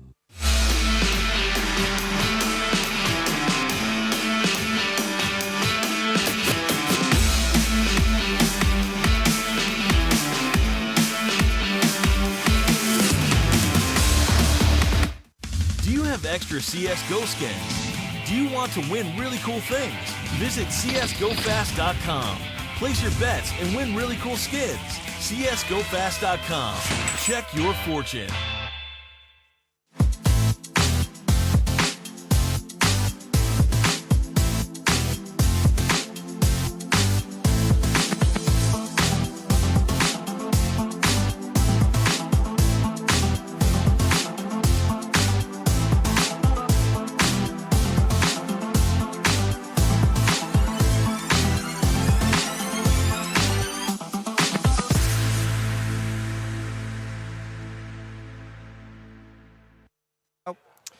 Well, there we go, guys. Envy do take it in 2 games. Of course, stealing Mirage was key to that, but Inferno was definitely not clear-cut at all. TSM did their best, or ex-TSM did their best to make that interesting. Now, other point to make is that both games were very T-sided in what we saw. Actually, what's funny is this series did remind me of the DreamHack London final, because if you remember, that was 2 really close maps, and again, it was T-sides that decided the whole thing, and it was winning the clutch rounds that got EnVyUS the win that time.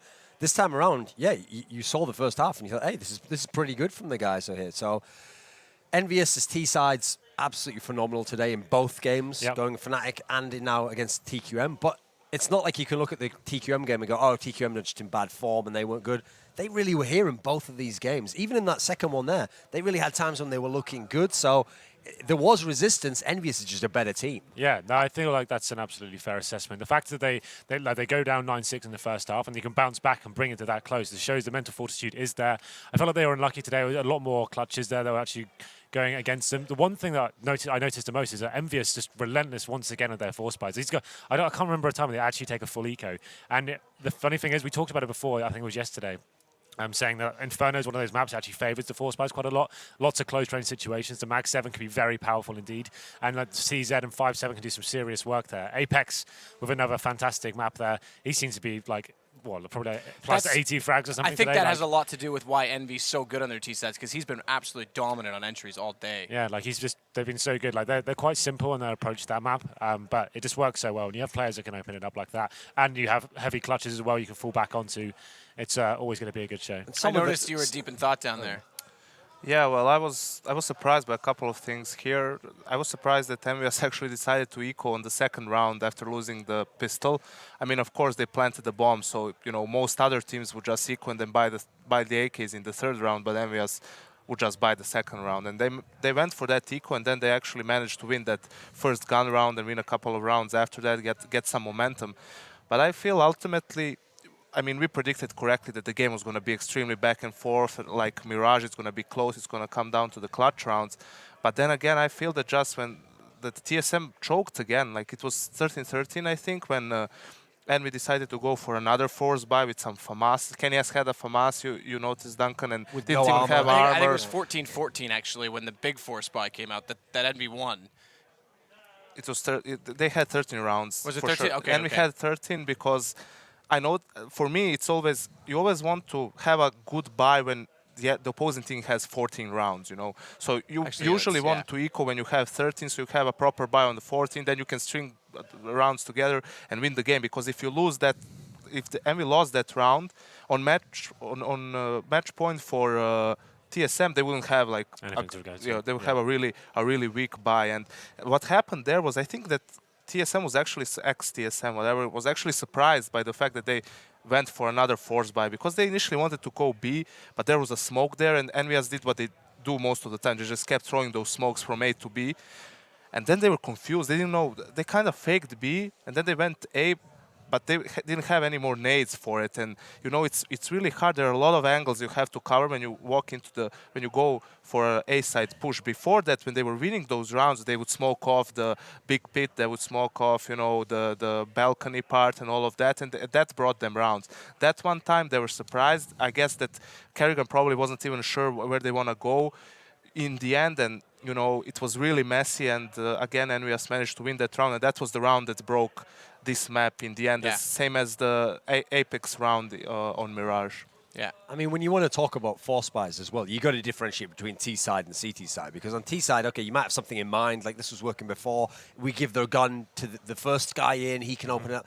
When you're on the CT side, that's a huge gamble. I mean, the risk of where the enemy goes at that point in time, you could even get a kill, be in good position, or upgrade your weapon, but you're the guy who has to then rotate into the site. It can go so badly in so many ways, and they had these two crazy rounds. There's the one that you're talking about here, where they had like a really mixed buy across the board, almost no actual rifles, just the FAMAS. And then there was the really weird one where they had 2 AKs that they'd held over, and then just all pistols, and they won that round actually reasonably comfortably. I mean, they were able to get in position. Even the pistols were doing kills. It wasn't just the AKs. So you can see it was a fantastic fragging effort on that map. You saw how even the distribution was. Everyone was pulling their weight on the side of EnVyUS, and so for today, it's not just Apex. He obviously did spearhead all the T sides, but across all 4 of the maps, they've been very good. Aside, I mean, we said that on the first series against Fnatic, even keniS picked it up towards the end there. So we know this is one of the most skilled teams in the world. When everyone comes like that, it's going to be hard to match them. And that's kind of why I've been highlighting Apex more, because he's kind of hasn't necessarily been on the same form when he came in that I'd say he was at with Titan midsummer. I think he's been a little bit overshadowed at times, even on this EnVyUS roster. I think it's awesome that he stepped up. It just kind of adds to the depth level, and Kenny, again, was decent. I think I had a whisper in my ear, production. I can't quite hear you. I don't know if you've turned yourself down. I think we've got the stats for the game right now, so we can bring those up and take a peek through. Hopefully I've heard that correctly, because we hope so. Could hardly do so. Yeah, there we go. So we've got the match best performances. There's your top 5 fraggers. Not surprising to see at least 2 question mark people in there, but again, it's Happy that leads the way. I mean, this is the thing, you know, you always talk about TQM and say, yeah, Device, the consistent player, the star player, dupreeh as well, but will they perform both well at the same time? Now they have both performed pretty well, that their team performed pretty well as a whole, and EnVyUS still managed to beat them. And this is a great sign for EnVyUS coming, you know, of course into this tournament, but later on into the year, because towards the end of 2015 they were in a real slump. dupreeh's got the most entry frags. I find interesting as well. Well, on this map especially, he's like the king of boiler room, I find. Like, he's one of the best players coming out of that position and actually opening up the map. Obviously, their T-side needed to go so big after having a huge deficit on CT. So he's one of the players I actually like to watch so much. He seems to have that kind of natural killer instinct when he's kind of coming out there. He seems to find a kill, which is a very difficult angle to come out of, actually. Obviously, the CT's going to be watching that like hawks. He gets flashed out by his teammates. He can find kills towards the pit, towards the balcony, and that's why he always does very well on this map. So 35 kills with him. Not across the series, not bad at all. And I also want to give some props to EnVyUS for their T side, because it felt to me that it was a bit different than usual. They had a couple of executes with a lot of smokes towards the A bombs, and I feel that it was a sort of not really an anti-threat, but they know that TQM likes to go with aggressively in banana with that smoke towards the bottom of banana, take control of that side of the map. And then they went for those smoke executes and they pushed along with a lot of people, because if usually some teams like when they throw that deep smoke, they want to like to set three players B initially to make sure they have the control of that banana area, and that means that probably A long is going to be weaker. On the other hand, you had TQM with when they were on the T side, they had some fast A executes. You know, only a couple of flashes, smokes, because they know that EnVyUS likes, you know, to focus on B with all of their smokes, meaning they're going to have less resources on A, and they usually spread out on the A side. They have one guy long, one guy short, and one guy apps. And when you know, you know, when you think, you know, that the CT setups, then that's exploitable, and they certainly exploited it. But in the end, EnVyUS managed to grab the win. This is really a perfect day as well for EnVyUS, not just because you beat 2 of the best teams in the world, you're already through to the semi-finals, but if you're thinking about the sort of people who might have to play them later, including some of these teams, it's not a whole lot you can take away from these. I mean, you're winning the opponent's map, you're just solidly performing on your maps, you've expanded your map pool, you haven't even had to play your best maps, Cobblestone, Cache, you played Inferno a bit.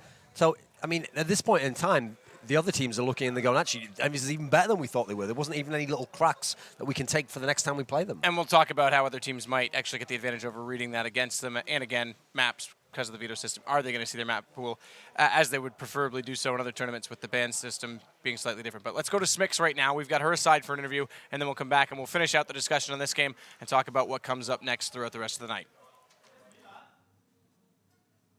Thank you very much, Sadakist. Congratulations, kioShiMa. You guys are headed into the semifinals after a fantastic 2-0 start of the day against Fnatic. You guys proved that that wasn't a one-trick pony. You went 2-0 just now against TQM, which, you know, those 2 opponents are arguably maybe the 2 toughest in this tournament. So first, how are you feeling? It always felt good, like, to win against those teams. We have something to prove, and I think we prove it. Like, it's on the beginning, so. We still we are proud of what we did, but we need to keep going like that. Now, kioShiMa, the last time you guys played TQM was actually very, very recently at the Red Dot Invitational, and actually you guys lost 2-0, and it was pretty bad. It was like 16-5, 16-7, something like this. And obviously today it was not the case at all. You guys flipped it around. So what went well today as opposed to what went wrong online? I think we just have like different mentality when we are online and offline. Like when we're offline, we just like play as we like should play. But when we're just online, we just not focus or like make mistakes and not take it like very seriously. And we should take it seriously, and don't know what happened. But like every time we're online, we just play much better than on internet, and that's what happened today. Well, let's talk more specifically about the maps themselves. Specifically in Game 1 in on Mirage, actually. The first half started pretty well for TQM. They were up 9-6 on their T side, your guys' CT side. And obviously, that's a really great start on their side, but something clicked for you guys on your T side. You're just absolutely phenomenal. So what clicked for you guys? I think like, it cleared like 0-6 for them. We were losing 0-6 at the first side, and then we just like, we have to like have a head up and like show something. We have to show something, and that's when it started. And we just need like motivation, like a lot of like it's a lot of on the mentality. Like if you have mentality, you can like do whatever you want, and that's what happened. And so we had the good rounds. It was like real close. There was like a lot of clutches and stuff, so that was real close, and it was always on a half favor. So like lucky us, we won that one. Yeah, and even on Inferno, and both Mirage and Inferno, you guys showed really impressive T sides. And just in general, all of today, you guys won every single T side. So is that something you guys have been specifically focusing on in practice? Like with, for example, like now Nathan as an in-game leader, we just changed our T sides, like another play style. So like yeah, we real focus on it. We try to train a lot on it, and I feel like it's working right now. So yeah, we're proud of it. Yeah, and actually, we spoke with NBK earlier, and obviously he's only been in-game leading for like around a week or so. But I'm curious to see what it's like from your perspective as a player that's now has a new in-game leader. Do you prefer it? And obviously, it's working really well. But what is it like from your perspective? It's like totally different than Happy. Like it's like two mindset. It's like real different. Like the mindset's different between both of them. So just like he bring his game for us. And like that's why he changed. Like before we're like having the game of Happy, if I can say that, and now it's like Nathan's game. So like it's working at the moment. So like yeah, we're just happy of it. And last but not least, obviously last year you guys won the major at Cluj, and then after that it kind of went downhill. You guys got 7th or 8th place at DreamHack Winter at the Face It Stage 3 finals, and then I think you got 3rd, 4th at the tournament after that one. But now at the first LAN event of this year, it's already looking much better. So how confident are you guys and you yourself in terms of how you guys will perform and possibly take the championship here? We just like we played a lot. Like for example, we have like a motivation before. It's like the end of the year, like kind of the last tournament. So just lack of motivation, like maybe a bit lazy and stuff like that. And we know we have to like going big at this year. We really want to do something this year, like real big. For example, like the Fnatic era they have last year. We really want to do that as well. So like we're just giving everything we have in every tournament, and then I hope we're gonna win that one. All right, well, thank you very much, kioShiMa. And of course, EnVyUS will be moving on to the semifinals with their victory here in the group stages. Stay tuned, guys. And our next match will be the winner of Fnatic versus Titan going up against TQM to see who will move on in 2nd place out of Group B. For now, let's head back to Sadakist at the desk. Thanks, Mix, and thanks, kioShiMa. Good points that he made about the emphasis they've put onto their T sides, and obviously that the leadership of NBK is working so far. It's interesting how CSGO is developing as a whole in terms of the whole CT versus T-sided debate. I think even before the update happened, it seemed like that it was going in that kind of mentality anyway. Now we have the extra round time for the Ts to play with. It's actually becoming quite a common occurrence. We're seeing the T-sides on a map like Inferno. We actually it was one of the last remaining maps we considered a very CT-sided affair. Each pro game is proving now that a T-side can do, if you're correct in your approach and you can read the game, as NBK is proving to do, you can actually have a very good T-halves there. Both teams actually coming out with a lot of T-rounds there. I think I want to see a bit more statistics before I make my final judgment. I actually don't think I mind the extra 10 seconds on the round. I think that's fine. I'm still not convinced on the extra 5 on the bomb. I still see some issues with some of the diffused situations. It seems like, I think you're right, like it does seem like some moments that should be completely tied up for the terrorists, and it just somehow, you feel like, oh, it's definitely going to blow up, but this time it's kind of almost like a little bit of an anticlimax. It takes away a little bit of the tension with that extra 5 seconds, I'm not sure. I think I need to watch some more games. So far I'm not convinced. I think I agree with you. The bomb does seem to get a bit out of hand sometimes. For the storyline today, though, one thing we have to emphasize for people who've forgotten is remember EnVyUS weren't even supposed to be at this tournament. Yeah, that's true. They didn't qualify. This would have been a North American team, actually. You let in, basically, the ultimate wild card. Now they're already top 4, and with the matches they've had already, beating the other 2 favourites, they may well go and just win the whole trophy entirely. And the dark horses. And the thing is, they're going to play the winner of... I was going to ask you, do you have an update on that game? Because you were watching it a little more closely. It's 1-1. It is 1-1. Okay, so it did finish. Fnatic is winning, I think, 5-0 on Dust 2 as C. So, what I was gonna say that they're. Oh, I was wrong. I was going to say that they're going to play a winner of Navi versus G2. No, we still have to do the decider games, which we're going to talk about, because there is. It seemed like with the setup we'd have that it was obvious that the winner match would be 1, 2, and then the loser match winner would be 3, but they're actually doing reseeding. So we'll talk a bit about that. I want to go back to what you said before the interview, though, in that Navi won these, but they don't have a lot to take away because they haven't played their best maps, et cetera, et cetera. What about Envy? Sorry. Okay. It's the most common mistake that we all make. We talked about that too. Envious one, yeah. But the teams that did lose out to them, perhaps they have an advantage in some senses. Are you saying that potentially they could look at it and say, okay, well, we made a few mistakes. It's not that necessarily they got away with it and they're better than we thought. Maybe it was us that lost it as Here's much. the thing. If it's actually Fnatic and it's actually XTSM, obviously they did have mistakes in their games. There were things that were wrong. Even if in the question mark things, I think it was more like mentality. They just didn't have, they crumbled in a few of the situations. But for the other teams who are watching, I feel like the other teams just are more afraid of EnVyUS now because they're like, wait a minute, so they're amazing on Mirage as well.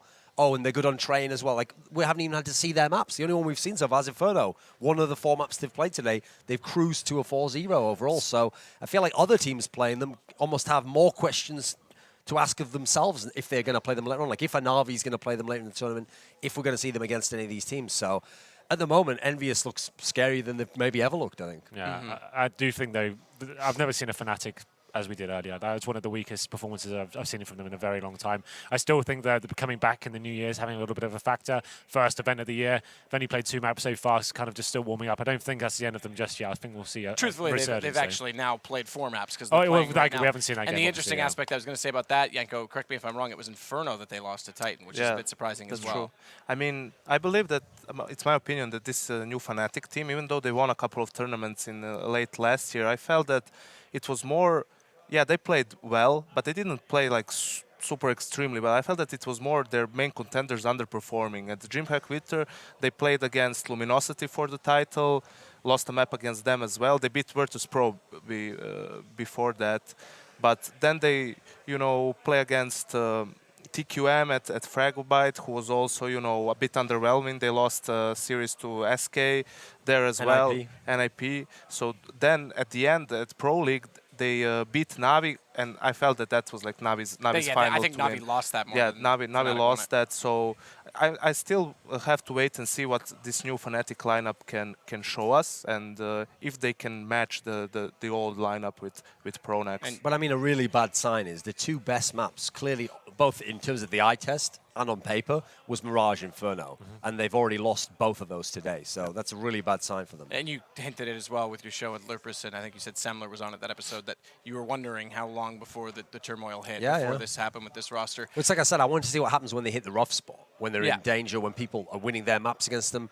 We never really had to see that before. Yeah, they lost to Nip, but then in the final, because of the big ban situation, they still had the advantage over Nip, even when Nip got to pick a map. So that wasn't the right time to really see them tested. And yeah, again, with Luminosity, you can't really say that they were worried about Luminosity. Luminosity had to pull off miracles to even get to that point in the tournament. So yeah, as weird as it sounds, without a single day of practice. They won 3 tournaments, where in every one of the 3 tournaments, they kind of like got a weird bracket or got a bit of luck. I mean, obviously, in the other one, the last one they won, the ESL Pro League, they actually got lost and beaten again by EnVyUS, and then didn't even have to play EnVyUS in the final. So as weird as it sounds, you can win 3 championships, which is very, very hard to do, but still not be so impressive in doing so. That's the standard that these teams have gotten to. When you have such amazing players as Fnatic has right now, you would expect great things from them, no matter what. Maybe not championship, maybe not titles, but certainly deep runs in tournaments. And what people tend to forget is also that one of the main reasons why Fnatic was such a strong team before was their map pool. They could play all 7 maps,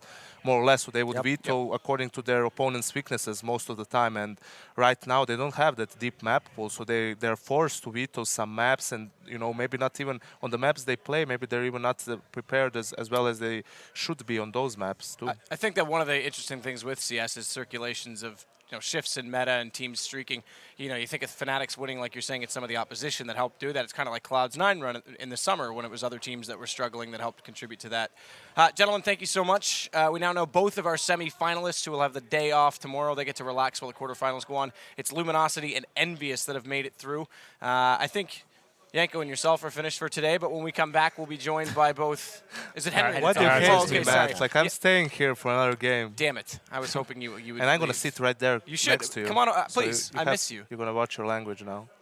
I will. You're I not will gonna try. make. The You're not mics gonna, might be on. You're now. not My mom gonna, you are watching. not going to make any more mistakes. Okay. I will try hard not. Sounds a bit intimidating. Should I get rid of this pen now before he uses it as a shiv when I'm not looking? My God. Henry and Duncan will be departing. We'll be bringing Maniac will join us again, as well as Robin. On this stream, we'll have TSM versus the winner of either Fnatic or X-Titan. So we'll stick with Group B. And on the simultaneous stream, we'll have Group A. Now those, as we said, we talked about this, are seeding matches. Both teams, regardless of win or lose, will play in the quarterfinals tomorrow, but the winner will play the loser from the corresponding game. So you might want to open up both streams and keep track of it, because it will determine how our day unfolds tomorrow. We've got a bit of time before we get there, because obviously that second game has to finish up. So take a break, tune into the other stream, StarLadder 11, and then come back and join us, and we'll get things underway for the last match of the night. Thanks so much.